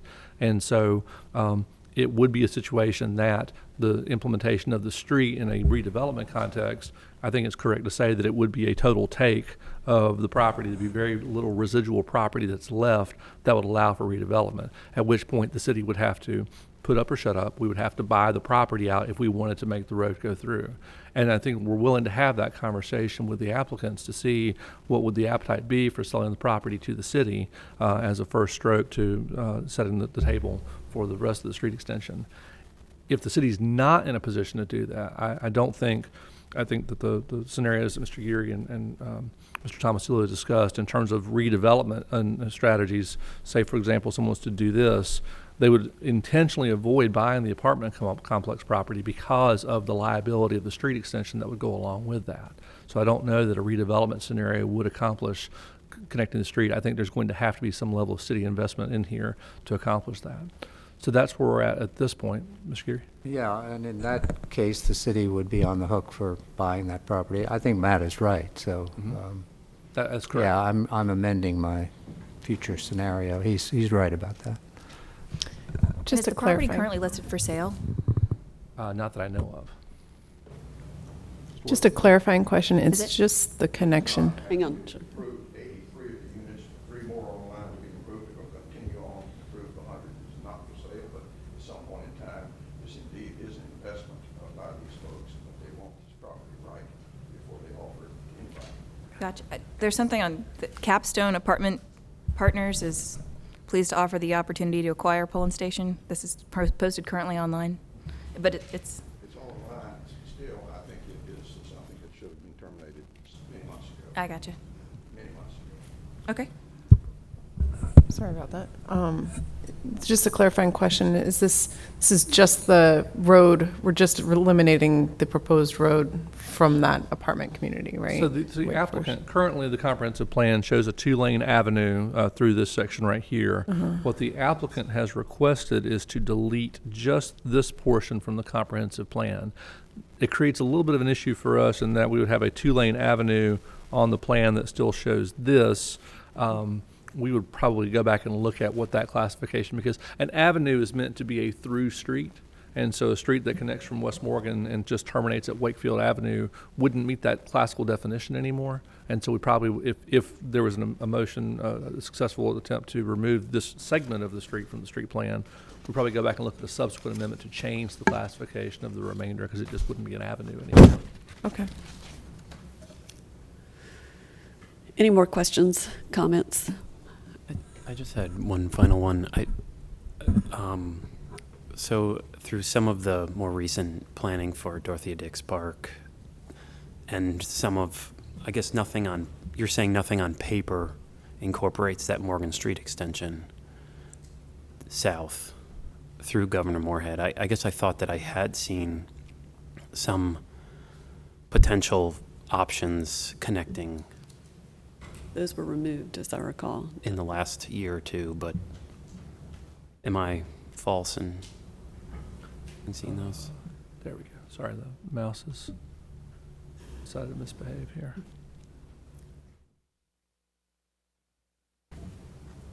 So in terms of the Dix Park planning, a lot of the emphasis for the new master plan has been the extension of the meadow, which the meadow currently exists in this area here, but the idea being to extend the meadow as a larger element, and with the idea of a land bridge that would connect it across through the corner of the Governor Moorhead property and create a strong connection between Dorothea Dix and Pullen. Yeah. So the idea of having a street connection through this area would not be consistent with that Big Meadow plan. And in fact, the previous planning efforts to have a street across this have now been superseded by the current master plan. Okay.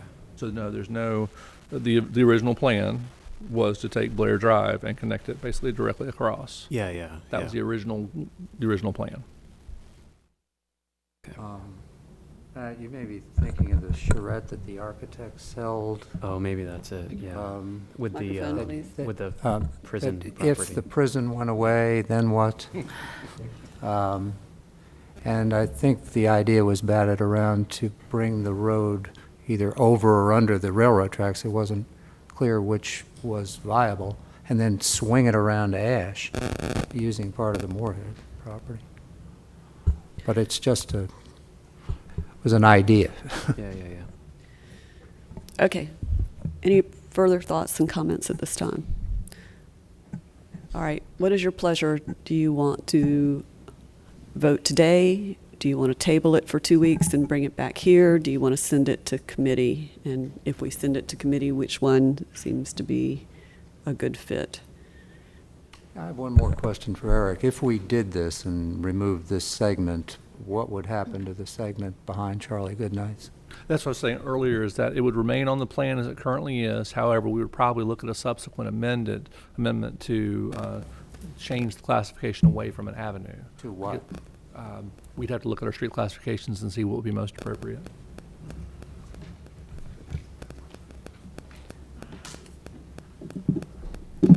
Well, I personally feel like I need a little time to absorb the materials that we've gotten today and the conversation. But I don't have a strong feeling about where we might want to continue to process this. I'd be happy to hold it for 2 weeks and bring it back here, or if any of you feel like you want to bring it into a committee, I'd be happy to send it to Committee of the Whole, Strategic Planning, or Transportation. If we're not comfortable voting today, I mean, it makes sense in transportation. Okay. I think, Thursday. yeah. All right. So we could help expedite. We can do 20 minutes on this, perhaps. Use your microphone, please. We can do 15, 20 minutes on Okay. this topic. It might All right. help. I mean, we'll have a couple days to think about it anyway. Right. Okay. So any objections to referring it to Transportation Committee? Okay. Then we don't need to take a vote to do that, do we? We're just, yeah. Yes, yes, please come forward. Committee agenda just went out while you guys were here, and that wasn't on the agenda. Ah. So it was published with the topics we discussed previously. So we can't do it. Can we amend it? I'm not sure of that, and I would lean on Travis and Ken to tell me if we could. I'm happy to do that, but it was sent out with Gov Delivery, made live in board docs. Yeah. Yeah. Yeah, I think it's Too late. too late to get it on this All meeting. right. It would have to wait to a subsequent When, meeting. when is strategic plan? Or would you prefer to get it in committee of the whole so we can move this quicker than having to wait a month for Quick. transportation? Quick. Yeah. So, We were hoping to solve all the issues of affordable housing in strategic plan. all right, so let's move this to committee of the whole for the end of the month. Okay. Because we can take it up there. I think we have time on the agenda and not hold this up until we have to wait for the next transportation committee a month from now. Does that work for everybody? All right, we'll see it in 2 weeks at committee of the whole. All right, thank you, guys.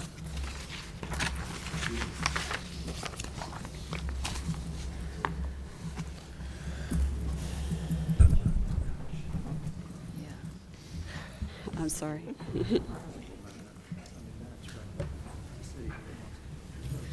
All right, moving on to TCZ 719 Park Lake Avenue.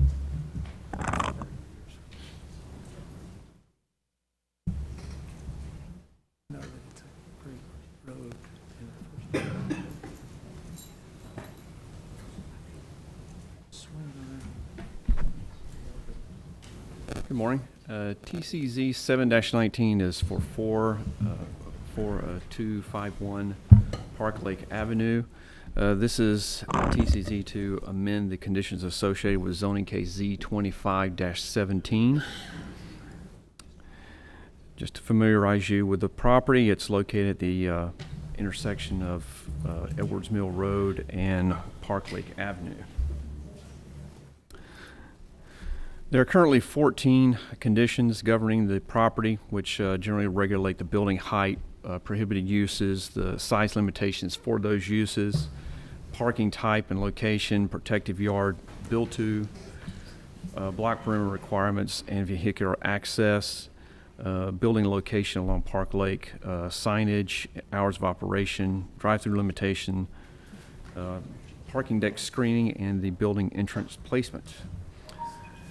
The petitioner is requesting to amend 3 of these conditions, which are those that address the size limitations for the permitted uses, the parking type and location, and permitted signage.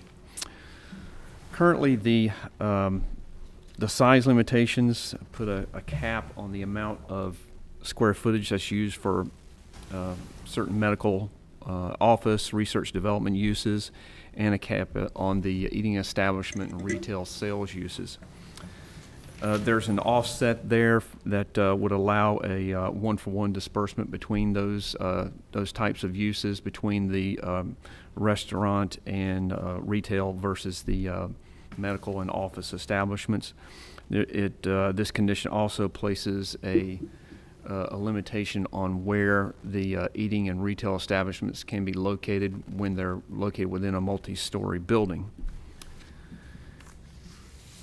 As amended, the requirements for the one-for-one displacement and the location of the eating establishment and retail uses would be stricken from this condition.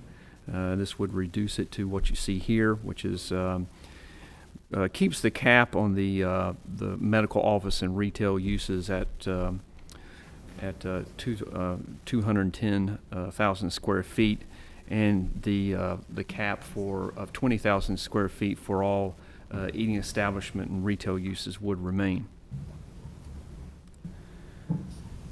The condition related relative to parking would currently requires that at least 85% of the parking spaces be located within a structure.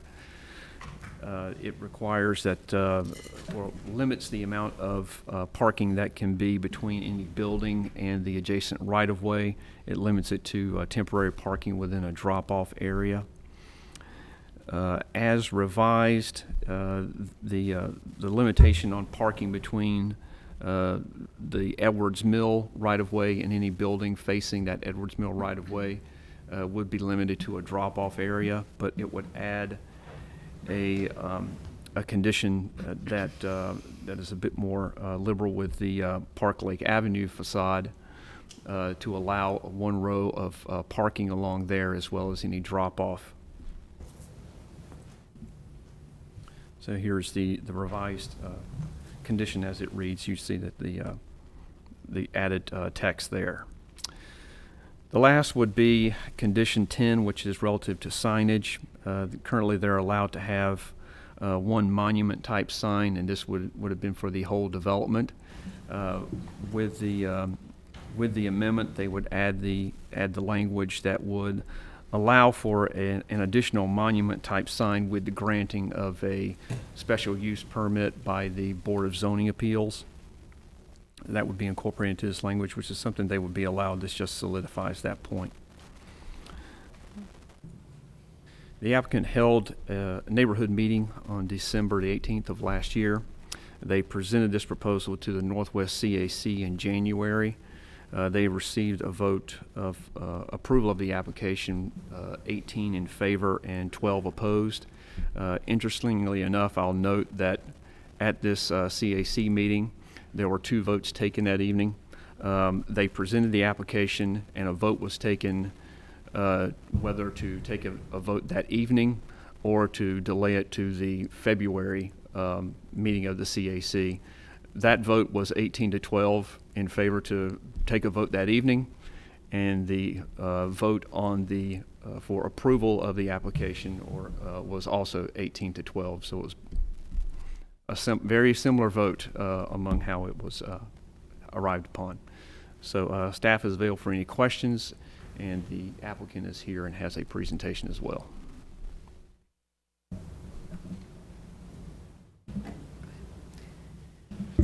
Questions for the staff?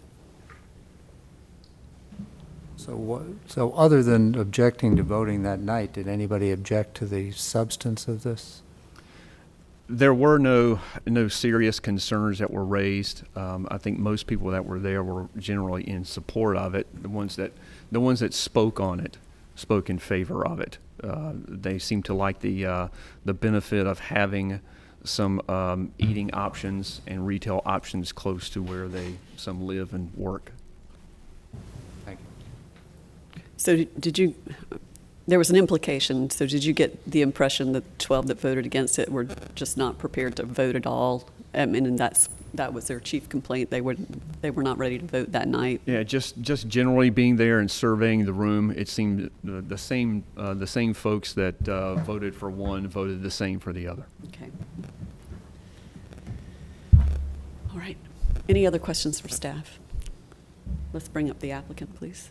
Oh, did you have a question? Yeah, I guess I'm just not as familiar with these types of changes, but am I right in understanding that basically they're adding potentially 20,000 square feet to what was previously approved for their development? No, those square footages would remain the same, but what they're proposing is to actually have this in a separate building. So the square footages would still be there.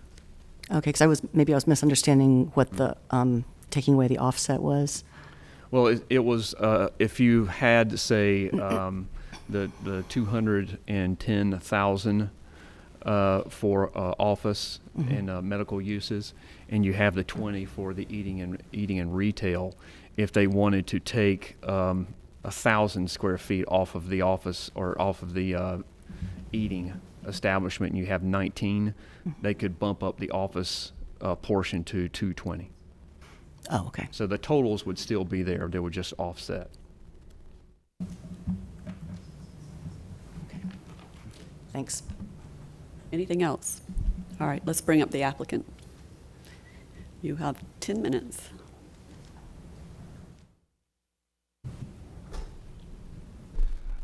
Good morning, Madam Chair, members of the Planning Commission. Chad Essig with Pointer Sproul, 301 Fayetteville Street, Suite 1900.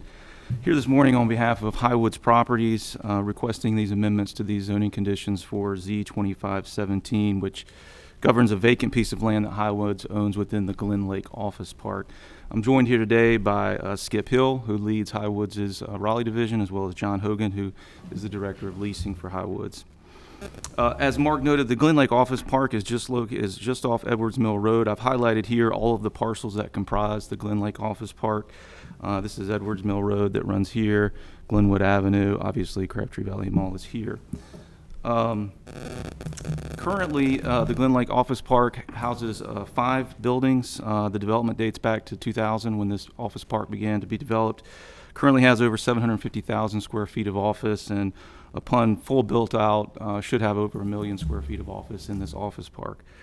At this point, though, the office park does not have any real retail or eating establishment uses within walking distance to serve the significant number of employees that work there. So, as Mark noted, as a part of that, to address that in 2017, Highwoods rezoned this parcel here that we're talking about today, this over 4-acre parcel at the corner of Edwards Mill and Park Lake, to accommodate 20,000 square feet of those retail and eating establishment uses to serve those needs. There were 14 zoning conditions placed on the case, a portion of which were geared toward trying to make sure this retail fit in well with the office park uses. There were limitations on hours of operation. There were no drive-through facilities, limited any single establishment to 9,000 square feet, and then, as I noted, put the cap on it at 20,000. So we're not seeking to change any of those conditions. Those conditions will remain in place as a part of the zoning case. There are a few conditions that we want to tweak, and a couple that have proven a little bit problematic as we've gone to market with this project. The first one, as Mark noted, is condition 3, which requires this retail or eating establishments to be located in the ground floor of a multi-story building. The concerns there, in the office users that we've spoken to for this potential building have been looking at this building as a relocation opportunity where they need the entire building, including the first floor and the entire square footage of the building. They also have expressed some concerns about having those public uses on the ground floor for security and other reasons, that they really have looked at either whether it's one user or multiple users really utilizing the entire office building. We've also spoken with retail and eating establishment users who have concerns about being in the ground floor of a building in an office park and not having the visibility to the other users in the office park for that walkability that you want to be able to get to those. This doesn't front on Edwards Mill Road, so you won't be able to see it from Edwards Mill Road. So those users, we want them to be successful. Highwoods has a lot invested in this office park, and so they really want whatever retail or eating establishment uses that go there to be successful and serve the entire office park, not just the one building on this lot. So I'll give you just to give you some conceptual. These are conceptual renderings, but this helps kind of show you pulling that retail and eating establishment uses outside of the ground floor and putting them along Park Lake, which really would activate Park Lake and really, we think, make that a much more viable uses along there. So as you can see from this, the other condition that we're seeking to change as a part of the zoning conditions, there was no frontage placed on the rezoning, but there were a number of conditions that tried to address urban form. So there is no, as Mark mentioned, there is no parking allowed between Edwards Mill and the office building that will go there. What we would like to do is be able to have a single row of parking in front of these retail and eating establishment uses, such that folks that are coming in to get a sandwich or coming in quickly can park and not have to park in the parking deck in order to do so. And we think that's still consistent with the urban form in this area, and I think staff agrees that allowing that single bay of parking remains consistent with urban form. The change to the condition regarding signage essentially is just a clarifying change. So under the UDO currently, if you have multiple street frontages, and this one has, if you have double street frontage, you can get a special use permit for an additional signage. this lot has three frontages, has three different frontages: Edwards Mill, Park Lake, and Lake Rim. So really, we just wanted to clarify with the fact that this retail will not have signage on Edwards Mill Road, or will not be visible from Edwards Mill Road. To the extent we wanted to get a special use permit for an additional monument sign, we would be limiting it to the size that's consistent in the park and the size that we agreed to in the prior zoning conditions. So that was really just a clarification of that condition. So here are just a few more conceptual renderings that kind of give you an idea of what it would look like to pull that retail and eating establishment uses out along Park Lake.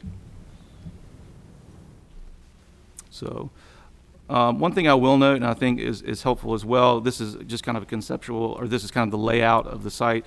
You'll see the office building being located up here, with no parking between Edwards Mill and the office building.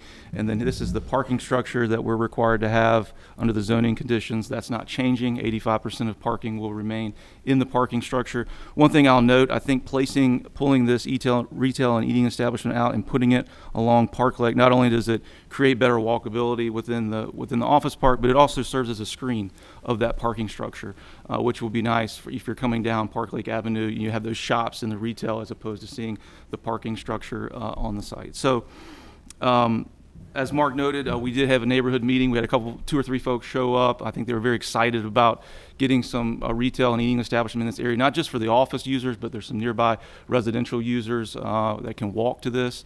So there was some excitement there. We did go to the CAC meeting, and to reiterate what Mark said, we had planned to go there and present and then come back at the next month and get a vote. That was our plan. When we got there, the chairs and the other folks that were there saw no reason for us to have to come back in February, and they were generally supportive of it. So they took a vote to decide whether or not to vote that night or come back in February. And as Mark noted, it fell along those 18 to 12 lines on both votes. Again, we didn't hear any concerns expressed from those 12 about what we were proposing to do.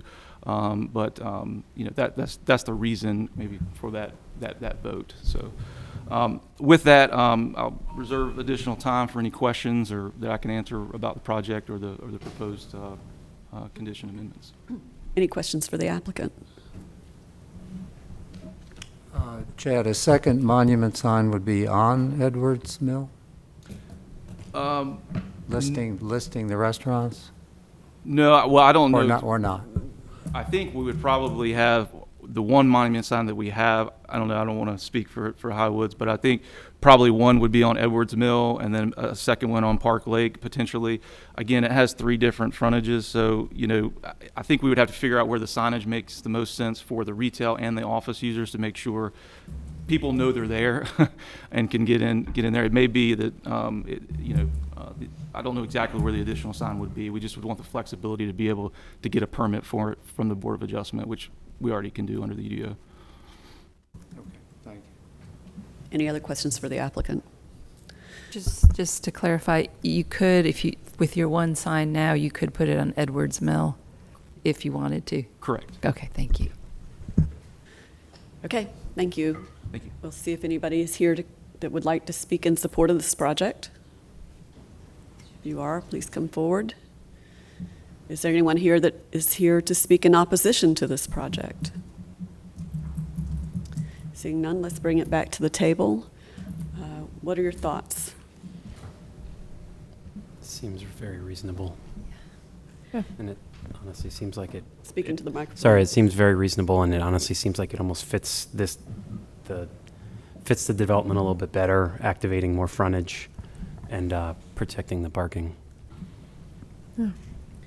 Any other thoughts? No, I agree with that. I was there the other day, as it happens, and there's a lot of housing in this development, so to spare them having to get in their cars and drive down to Crabtree Valley, that restaurant uses would be a good thing.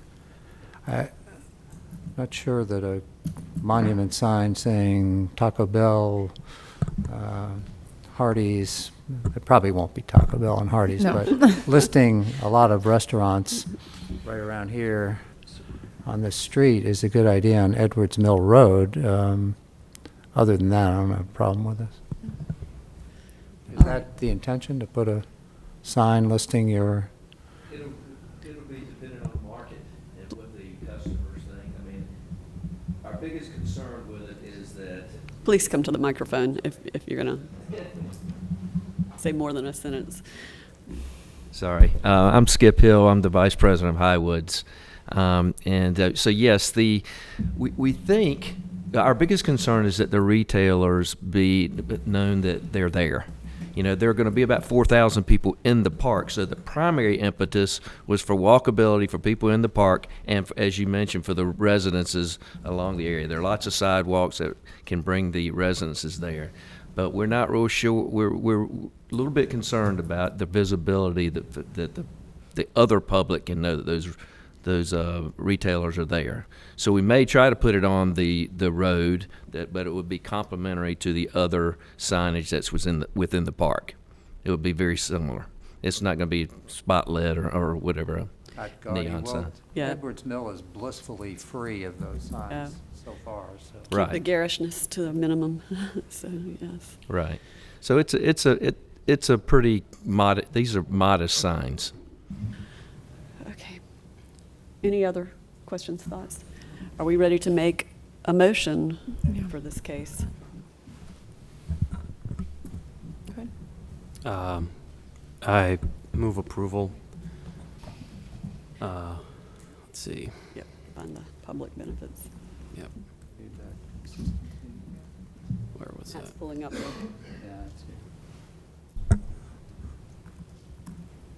Man, how did I lose it? Sorry, I'm slow today.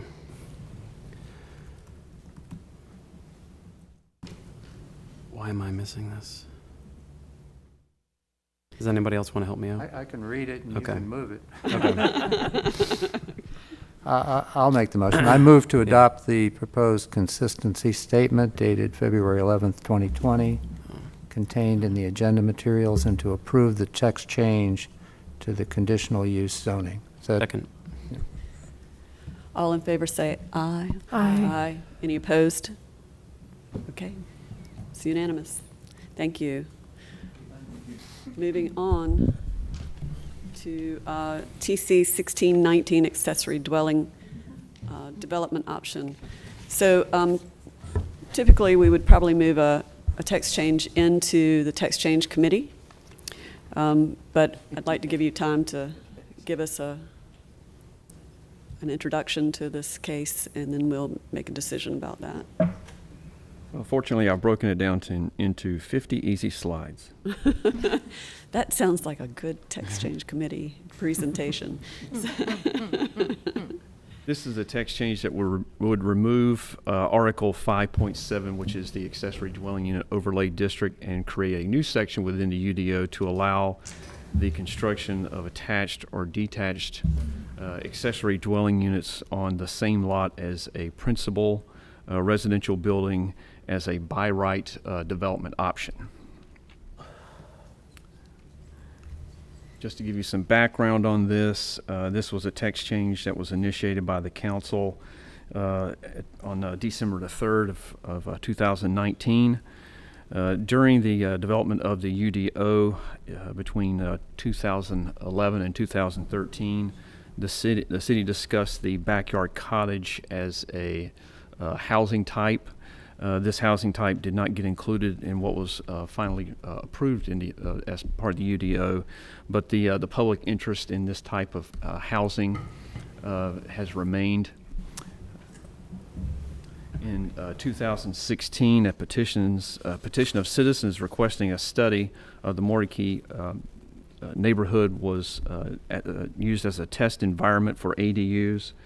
The staff, based upon their findings, presented that information to the City Council in October of 2016, and a text change was authorized. After going before many public meetings and committee meetings, council meetings with this commission, the City Council approved language for ADUs as an overlay district. That was back in February of 2019. Between the time of its approval and December of 2019, and I'll add even to this day that no applications for an ADU overlay district have been submitted to the city. far as purpose and need, the need would be to diversify and expand the housing options, which I can say would addresses some of the concerns as far as affordability. This would remove the overlay district and would allow ADUs by right. This would require no additional zoning or changes to zoning would be necessary, and this would allow individual property owners to decide whether or not an ADU is appropriate for their property. The topics that were considered in the drafting of this new language were the overlay district itself, any landscaping. There were, with the current language, there is some required landscaping. That requirement has been removed. Parking, there is still one requirement for one parking space with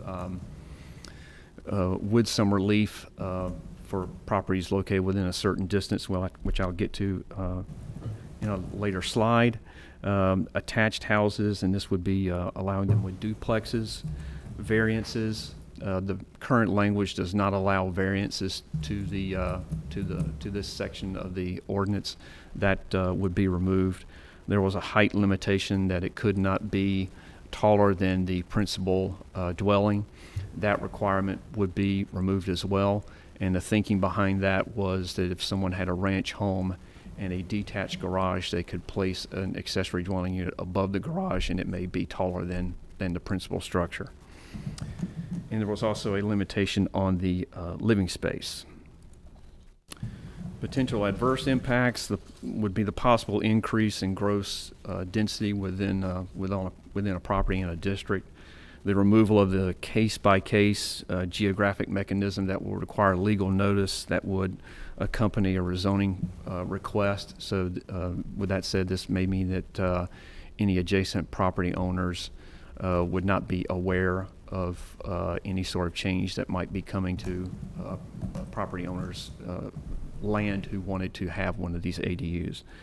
And it would be also would be the removal of the neighborhood scale element of participation and the expression of values, which again goes back to that notification. If no action is taken, the length of the current rezoning process would still be would still be there, which this is like can be 6 months or even longer.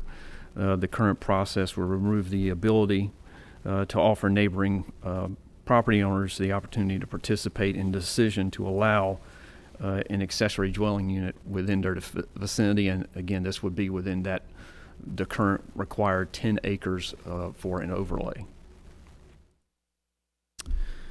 Getting into the conditions themselves, how they would be revised, section 152B would remove that the requirement for the accessory dwelling unit overlay district, and would insert language that would allow ADUs for a detached house used for single-family living, or an attached house used for 2-unit living.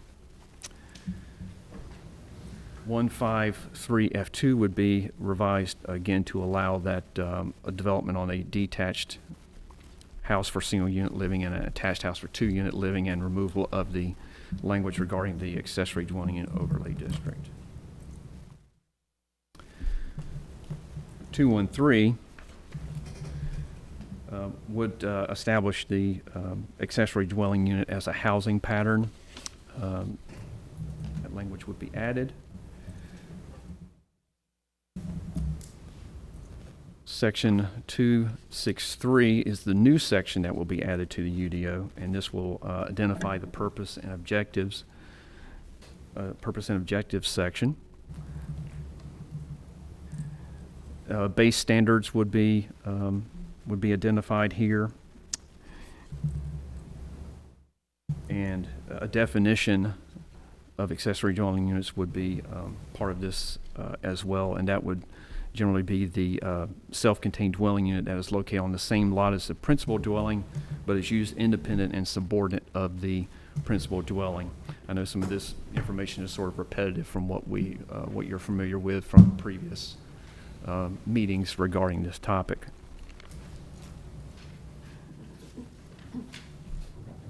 This would establish regulations for these accessory dwelling units. And to go through those, it would be located on the same lot as the principal dwelling, which may be attached or detached, and would have to meet the following. When attached or internal, the living space of the accessory dwelling unit can be no more than 50% of the gross floor area of the total principal dwelling, and shall meet the principal structure setbacks. When it's detached, it will be constructed on a permanent foundation and not a movable structure such as a trailer or mobile home type thing.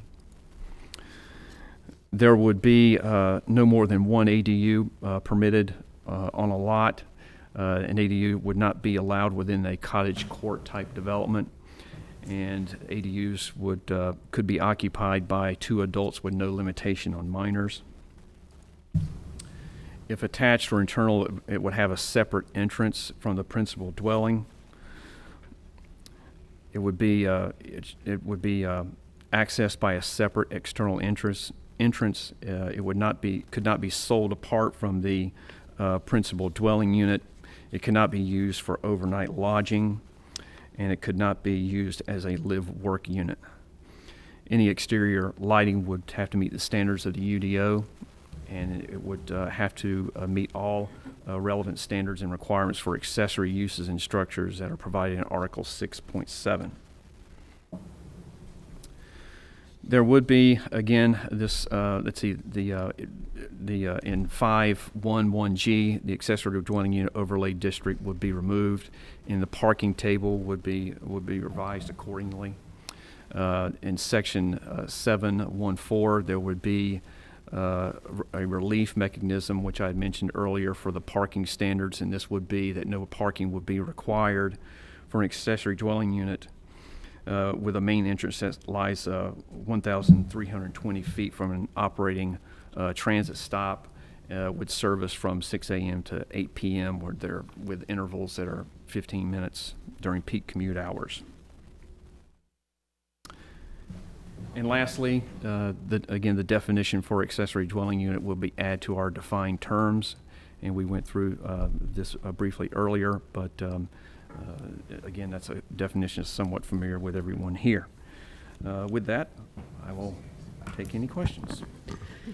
So before we do questions, I think perhaps if we're going to refer this to text change, that would be a good place for questions. So unless there are folks here who won't be at text change committee meeting next week who would like to ask questions at this time. Mr. Mann, are you ready to accept this in the text change committee? Okay, all right. So let's go ahead and refer this to text change, and we'll stop here with this case and move on and save questions and further conversation for that meeting. We can get into next week's text change committee, right? The 18th. The agenda hasn't been published. Right, so I think we can get into that. Okay. All right, thanks. I'd like to ask, before we get too far, are there any other items on text change? There's one other There's item one on okay. text change. So, okay. But we can look again at the pending items. I think there was just one we referred last time to the text change committee. Okay. All right. So moving on to the next case, Z417 Valentine Drive.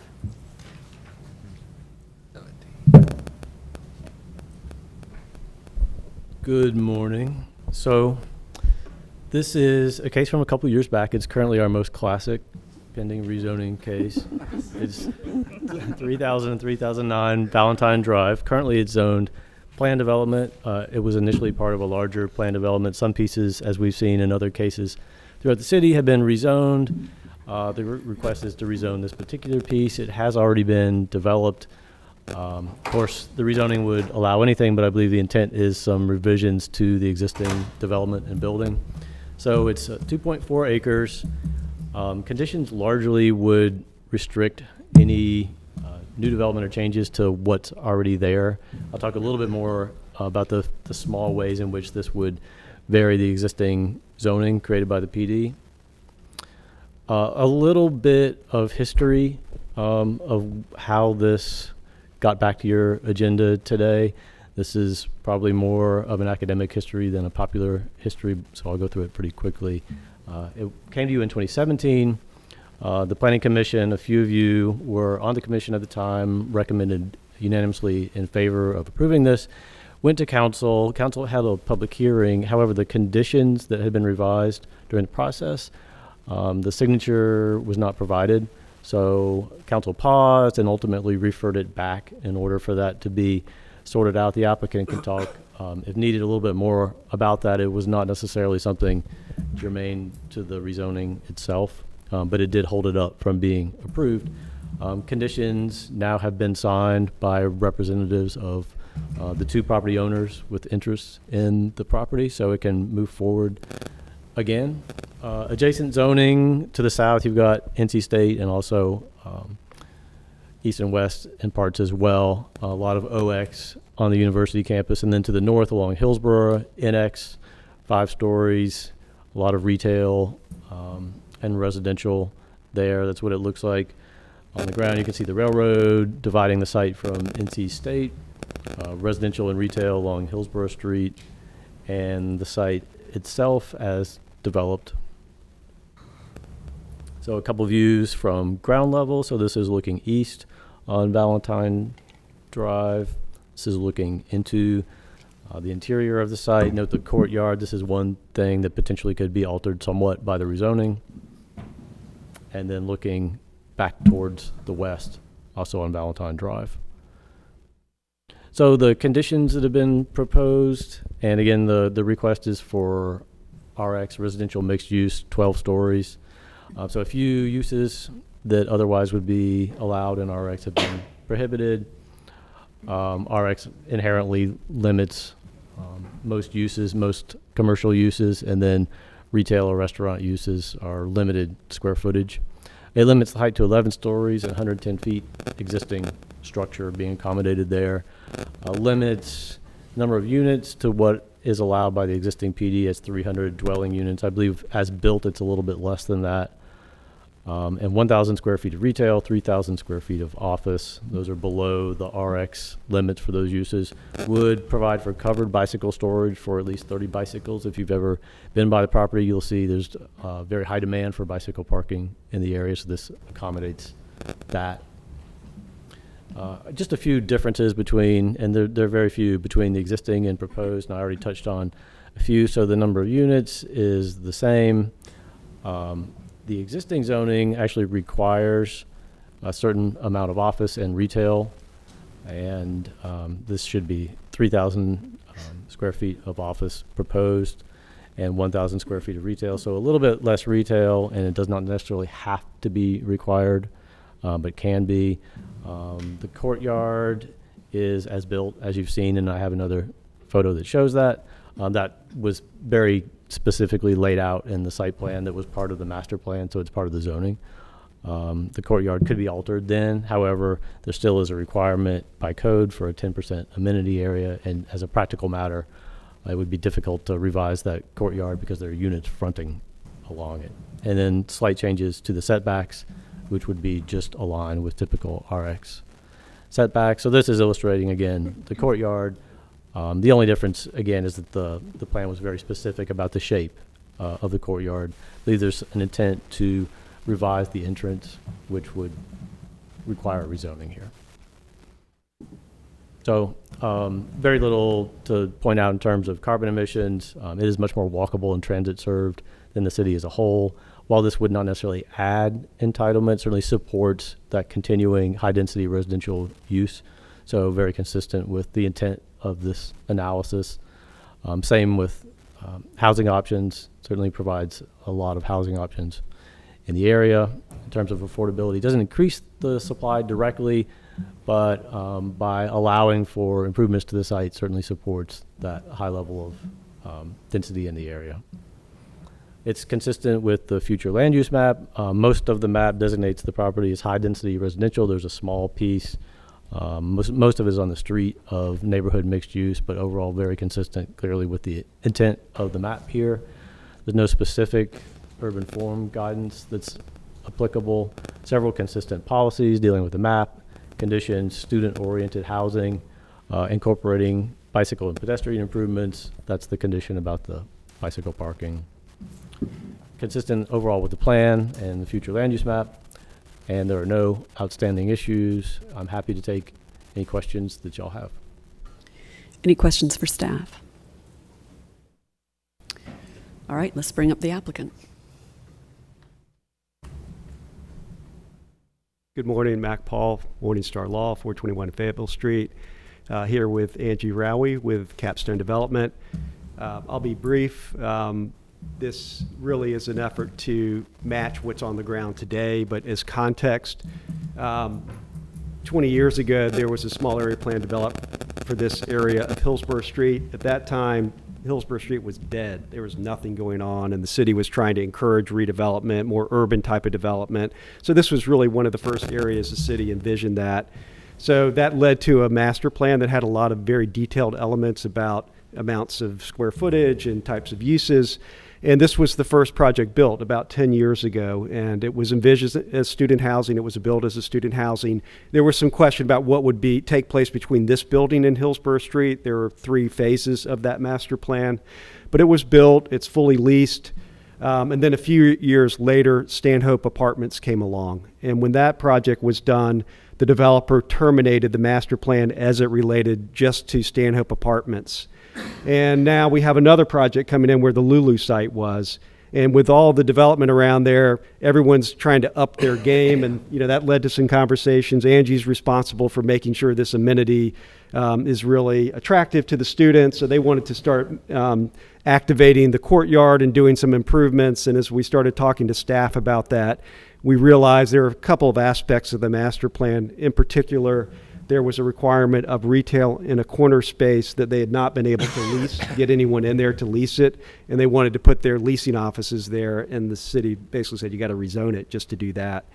So that started a conversation, started this process, and as we got into it, I'm sure Jason's going to be sad not to hear from me every 2 months about what the heck's going on with this case. But we got bogged down because there were questions. It brought in all of the owners in that original master plan because we set up a property owner association that had envisioned that there would be more properties. Part of that, Emmy Valentine Drive is a private street. Who's going to be responsible for that? So it led to a series of discussions and getting the lenders involved to approve all of this, and that's why it's taken this long. We had to kind of put it on pause to work through all of the legal issues.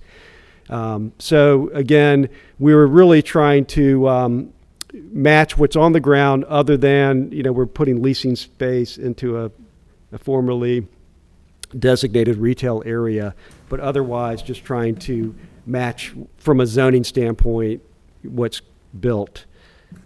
We did have at the planning, at the CAC, when we went there, and again, that was several years ago, we went back last week. It was a unanimous vote, but there's a very active and engaged, and one of the residents was here earlier and had to leave, but a request that they paint some stairwells and put screening over the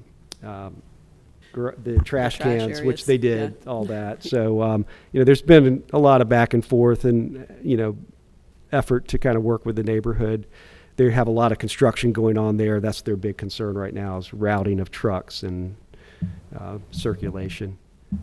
So if you have any questions, happy to answer them. So the CAC vote still stands from your previous 2017 turn at this, right? And Yes, so and we don't- did go back and You went presented back, an update. did you get another vote, or did you just get an impression of what? So what was the impression you got from the CAC folks? That they're still good with this? Or except for screening of the trash areas and the... Well, they were happy to hear that that had all been done. Okay. And Ms. Seymour, who was here, was at that meeting. Okay. Seemed well received. Again, there's nothing really has changed relative to the CAC. All right. Any other questions? I would just add, I was at that meeting and happy that you're going to be able to improve that courtyard a little bit. I think Peggy was pleased with it. And generally good. Any other questions for the applicant? All right. Let's see if there's anyone here who came to speak in support. It's getting kind of empty out there. Did anyone come to speak in opposition? Just making sure I'm not missing somebody sitting behind one of you. All right, so seeing no one, let's bring it back to the table. What's your pleasure? Are we ready to make a motion on this case, or are we, do we need further discussion? What are your thoughts? I'll make a motion to approve. This is a straight rezoning case, so I will move to approve Z417, consistent with the comprehensive plan and the future land use map and in the public interest. Do we have a second? Second. And any further conversation? All in favor say aye. Aye. Any opposed? Okay. We are done with our agenda. Thank you. With our cases on the agenda. So now we're moving on to the minutes. Did anyone have any edits, concerns about the minutes from the 28th?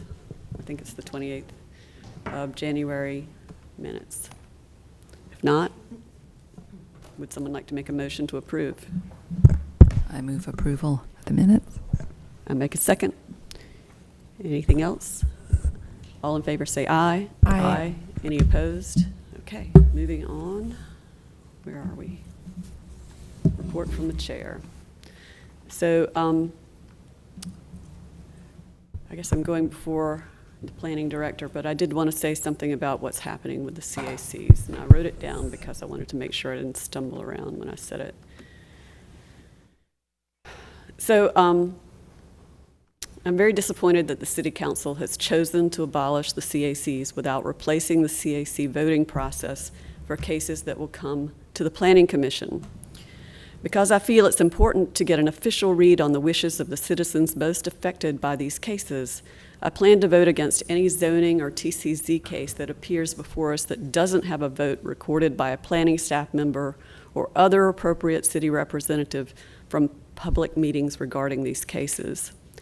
I hope that the City Council and the City staff will work quickly to find a way to get a vote from citizens once the 45-day grace period for the CACs has elapsed, so that we have this valuable citizen input into our decisions.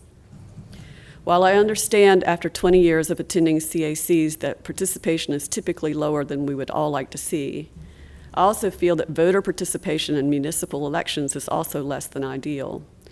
Citizen voices are important to our decisions. I hope we will find a way to hear from them more in the future. So I just wanted to be on record for saying I think it's important for us to hear from our citizens when we're trying to make these cases work well for the city. So thank you for indulging me. Thank you for your comments, and I just wanted to add, I also agree that public participation is such a vital part of what we do as a city. I think that's why we're all here, you know. That's kind of what drives us to be here and be connected to our community. And it's concerning that that vehicle was removed without any plan or steps for, you know, continuing that or a new plan or whatever. It's just pulled out and removed. So I look forward to a better resolution as we move forward. Thank you, Tika. So would anybody else like to say something during your report from the members? I did have a question for staff on, with the, now that the city is going to disband the CACs, there is some 45-day period, which I guess has already begun. Mm-hmm. How is that going to change our procedures during that interim time period, Well, if at all? I'll provide a little bit of some direction is forthcoming from City Council, but essentially during that period, if a case goes to a CAC and there is a vote, staff will report it as per normal. Once that clock is run out and cases are not showing up as CACs and there is no vote, then we will not be reporting that. There is a text change pending authorized by council to call for, in many zoning cases, a second neighborhood meeting and to expand the notice radius. So I think the thought is that that second meeting would fulfill some of the functions that the CAC meeting was fulfilling, except it would be targeted more to people within a certain radius of it as opposed to the entirety of a CAC. They have, with response to the conduct of those meetings, I think is something that is discussed in the text change in terms of what kind of documentation is to be provided. An option would be that a vote be at that meeting. At the very least, I believe is currently instructed, there would be a report out of all the issues discussed at the meeting that would be part of the agenda packet, and the timing for that meeting would occur such that you would have it, the report from it, when the case first appeared on your agenda. So it would happen within that window of a submittal of a case to staff, some initial staff analysis, but before it was put into the public, noticed as an agenda item on the Planning Commission agenda. So is that a text change that will be coming to us? Yes, And fairly trying soon, to as a matter of. expedite that quickly since we have 40 You'll probably days. see it in 2 weeks. Yeah, Okay, right. so we would want to move on that quickly. But I don't know whether there's any discussion in that about actually having city staff at that second neighborhood meeting to record a vote. I think that's really important to have a third party there that's an official from the city. So if that's not currently in the text change and can be considered between now and then, that would be useful to me, because I'm certainly going to request it when it comes to us. Because I think having a third party in the room is important. Okay, so staff will be delivering a text change to you consistent with what was authorized by council, and as part of your review, Okay. this body can make recommendations for changes to it. Okay, at that point, I'll make that recommendation then.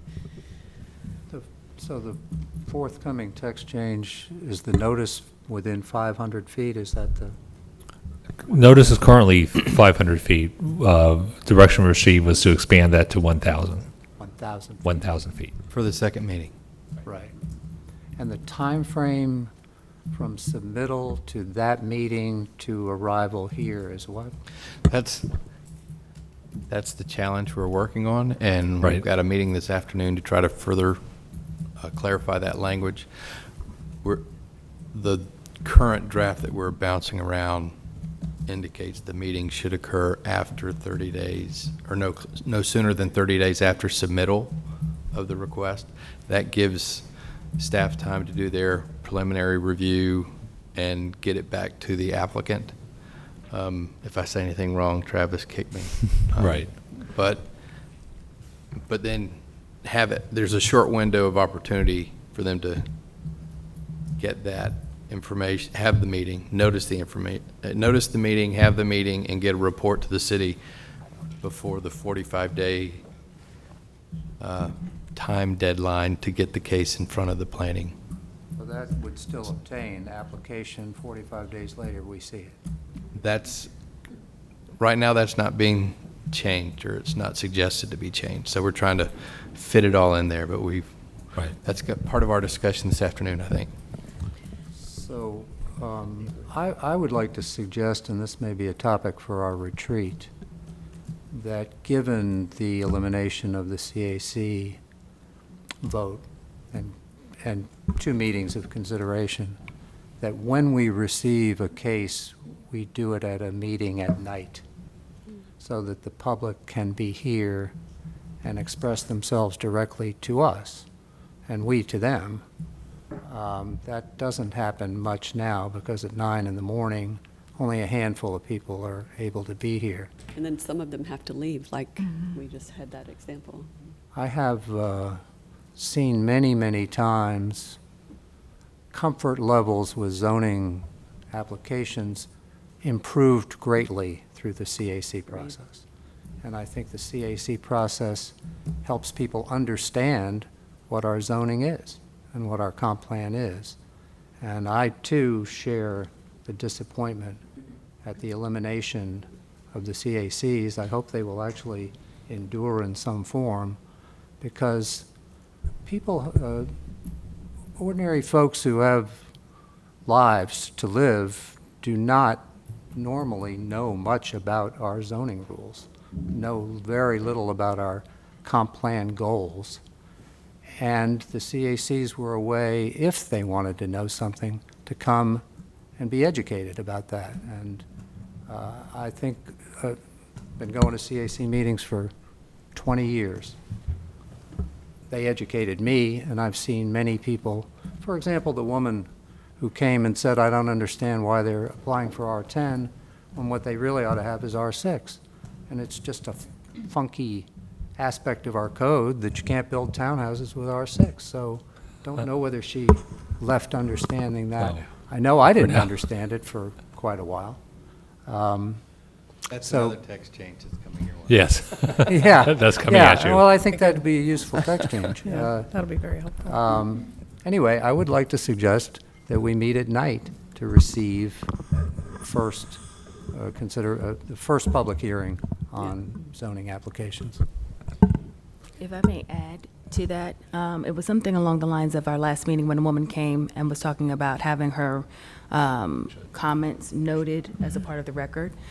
I think it would also be helpful, how to put this in is if there's already known that something has been withdrawn or postponed before the meeting, to also notify the public because they've taken their time to come. Sure. You know, and if the applicant knows not to come, we should give the same respect to citizens. So Yeah. having some vehicle of communicating that. That has been an issue for me. I've been trying to catch people as they come in the morning and let them know that that's the case, because a lot of times we're getting them the night before, like last Right. night. So it's hard to get out that Well, if it's, information. I get that, but if it's some kind of vehicle, if it's, if it's 8 o'clock in the morning, there's something can't be done, but if it's at night, maybe a place where they can reference if it's been pulled, so they know, say, by 8 o'clock in the morning. Good point. Yep. So I think building on that, I think that, you know, it's at least my hope that the idea of a much more elevated community and citizen engagement process, department experience, vehicles, et cetera, is that all of this is really good input. I think that hopefully, it's my hope, we'll see what happens, but that a lot of these elements that have been left behind and that haven't been opportunities in the past will be opportunities in the future. And so I know personally, I'm hopeful that this actually elevates our whole offering and citizen interface, just from a lot of other communities I've worked in on citizen-led and developer-led projects. Like, we are incredibly deficient. And so I do think that this opens up the possibility of there being a much more robust offering. And so that's my hope through this process. Albeit I understand it is a blunt object right now, but It's quite blunt. And understandable, and also being sensitive that everything is in a creative state right now, but just sitting here and what I see directly, that would have an immediate impact on what we can do. So highlighting that, taking the opportunity to highlight that. Thank you. Any other reports from the members? So thank you for all the input. I think these are going to be great topics for us to pick up at the retreat. Speaking of the retreat, I think March 6th turned into the time. So have we announced that specifically as when we're going to do it?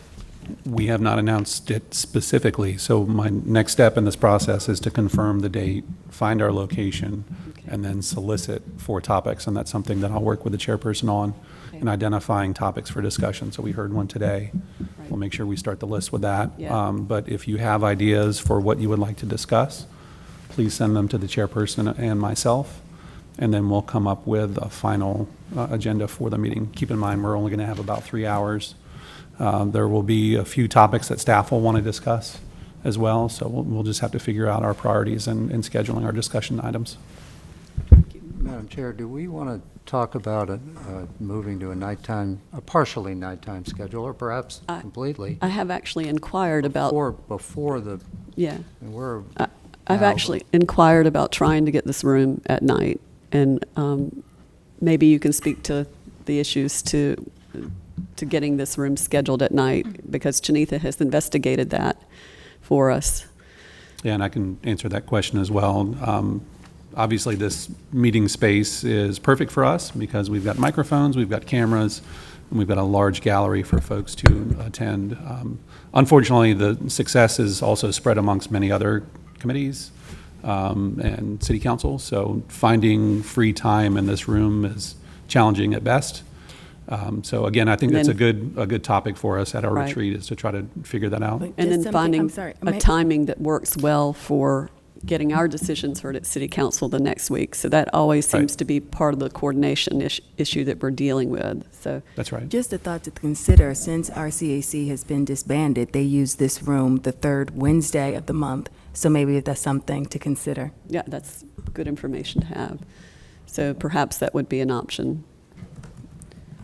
But that would actually throw us out of our second and fourth week full meetings. So we'll have to. When the space was. I Okay. know. Maybe somebody else can shift into that slot and we can get it.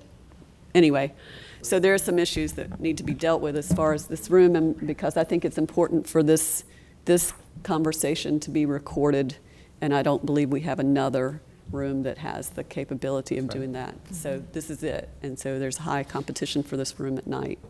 So I've tried for 4 years to get it moved. So, but we'll talk about it some more at the retreat. Any other thoughts from the members?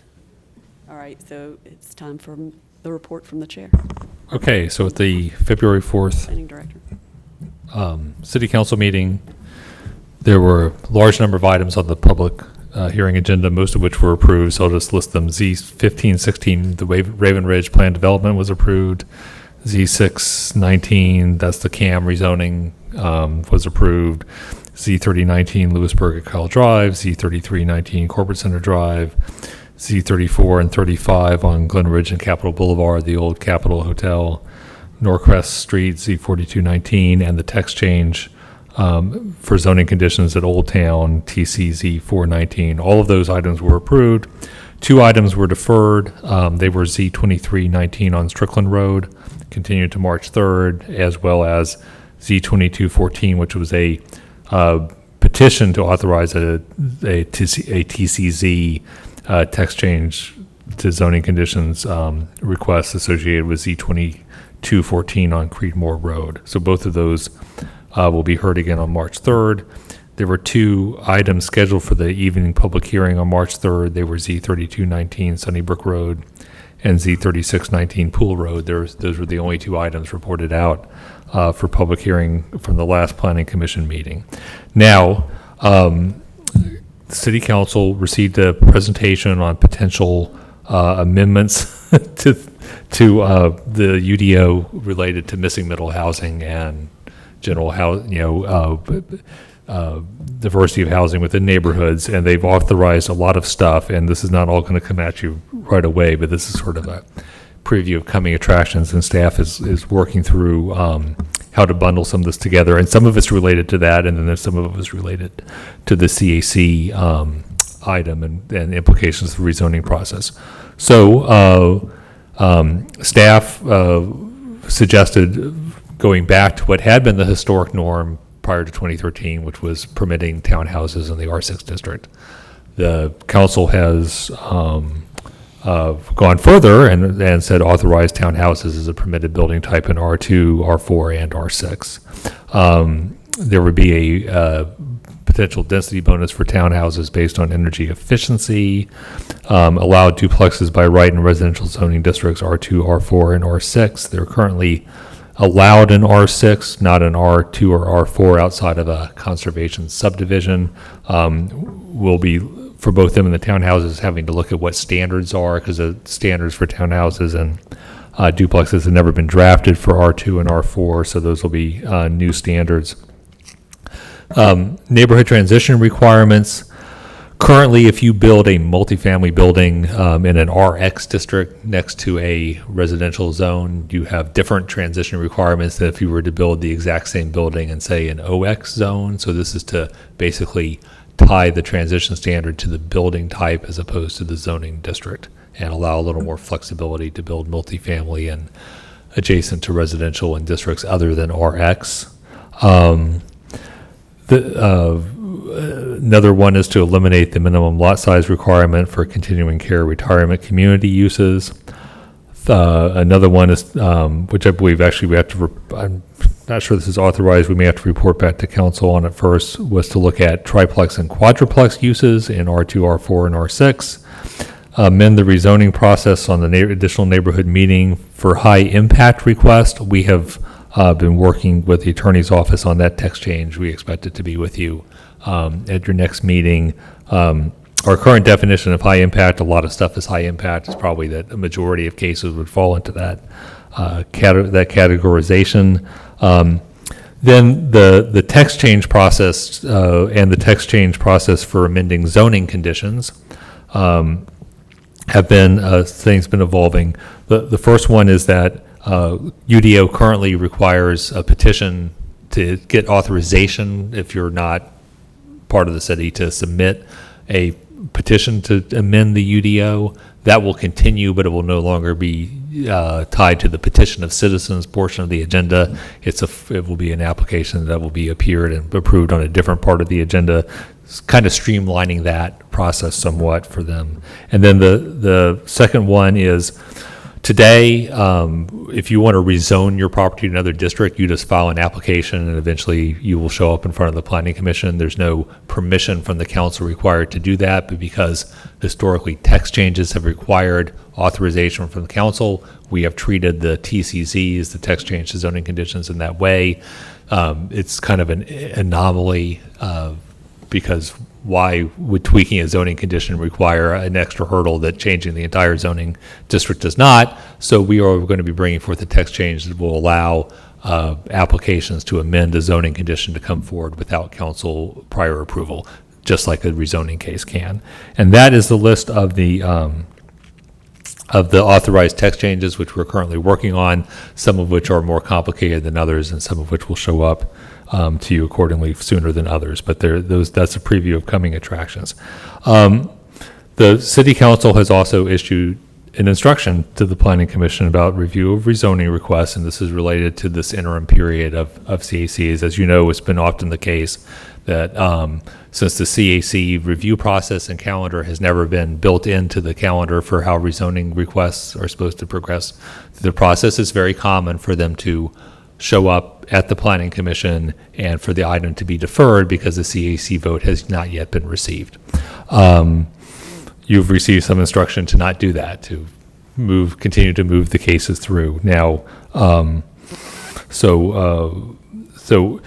but as a practical matter, what it means, because once the item is in front of you, you have a certain amount of time to deliberate on it, which is yours to use, is that the council will not entertain a deadline extension associated with waiting on a CAC vote.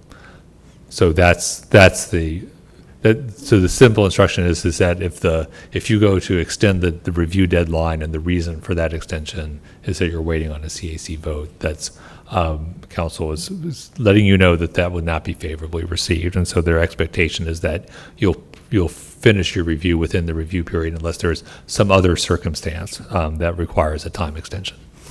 Okay, thank you. All right, so to pending items, our next full Planning Commission meeting is on February 25th. We will have a committee of the whole meeting on February 27th. We referred one case to there today, and there was already one case in there. Text Change Committee will meet on February 18th. I will not be able to attend because I will be out having a surgical procedure, but we have design alternatives in there, and we will also have the case we referred there today. And the Strategic Planning Committee meeting meets on the 20th of February, and it looks like there are 3 items there. Transportation Committee meets on the 11th, and there is 1 item in there as far as I can tell. So I think everybody... What was text change again? Can you give the rundown? Text change is the 18th of February, and there are 2 cases in there. Strategic Planning Committee is the 20th. This is in your pending items, so you can look in pending items on the agenda. So text change is the 18th, strategic planning is the 20th, transportation is the 11th. Is it the 13th or is it today? Which one? It says 11th here, so maybe there's a mistake in the calendar. Yeah, it's just, it says February 11th, so good point, it's not today. So there's a mistake in our pending items. So those are the upcoming meetings for February.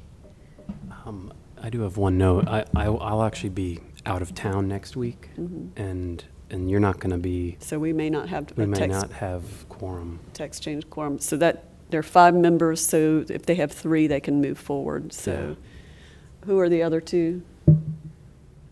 So, all right, so are all 3 of you going to be available on the 18th at 4 o'clock? Okay, all right. So you should be able to go forward with those. Yeah, I'll send out a note a couple days before, like an email. Okay. We can make it then. If All it's- right. we'll cancel it. All right. Any other questions about the upcoming meetings? All right, with that, I believe, unless there's something else, we're adjourned.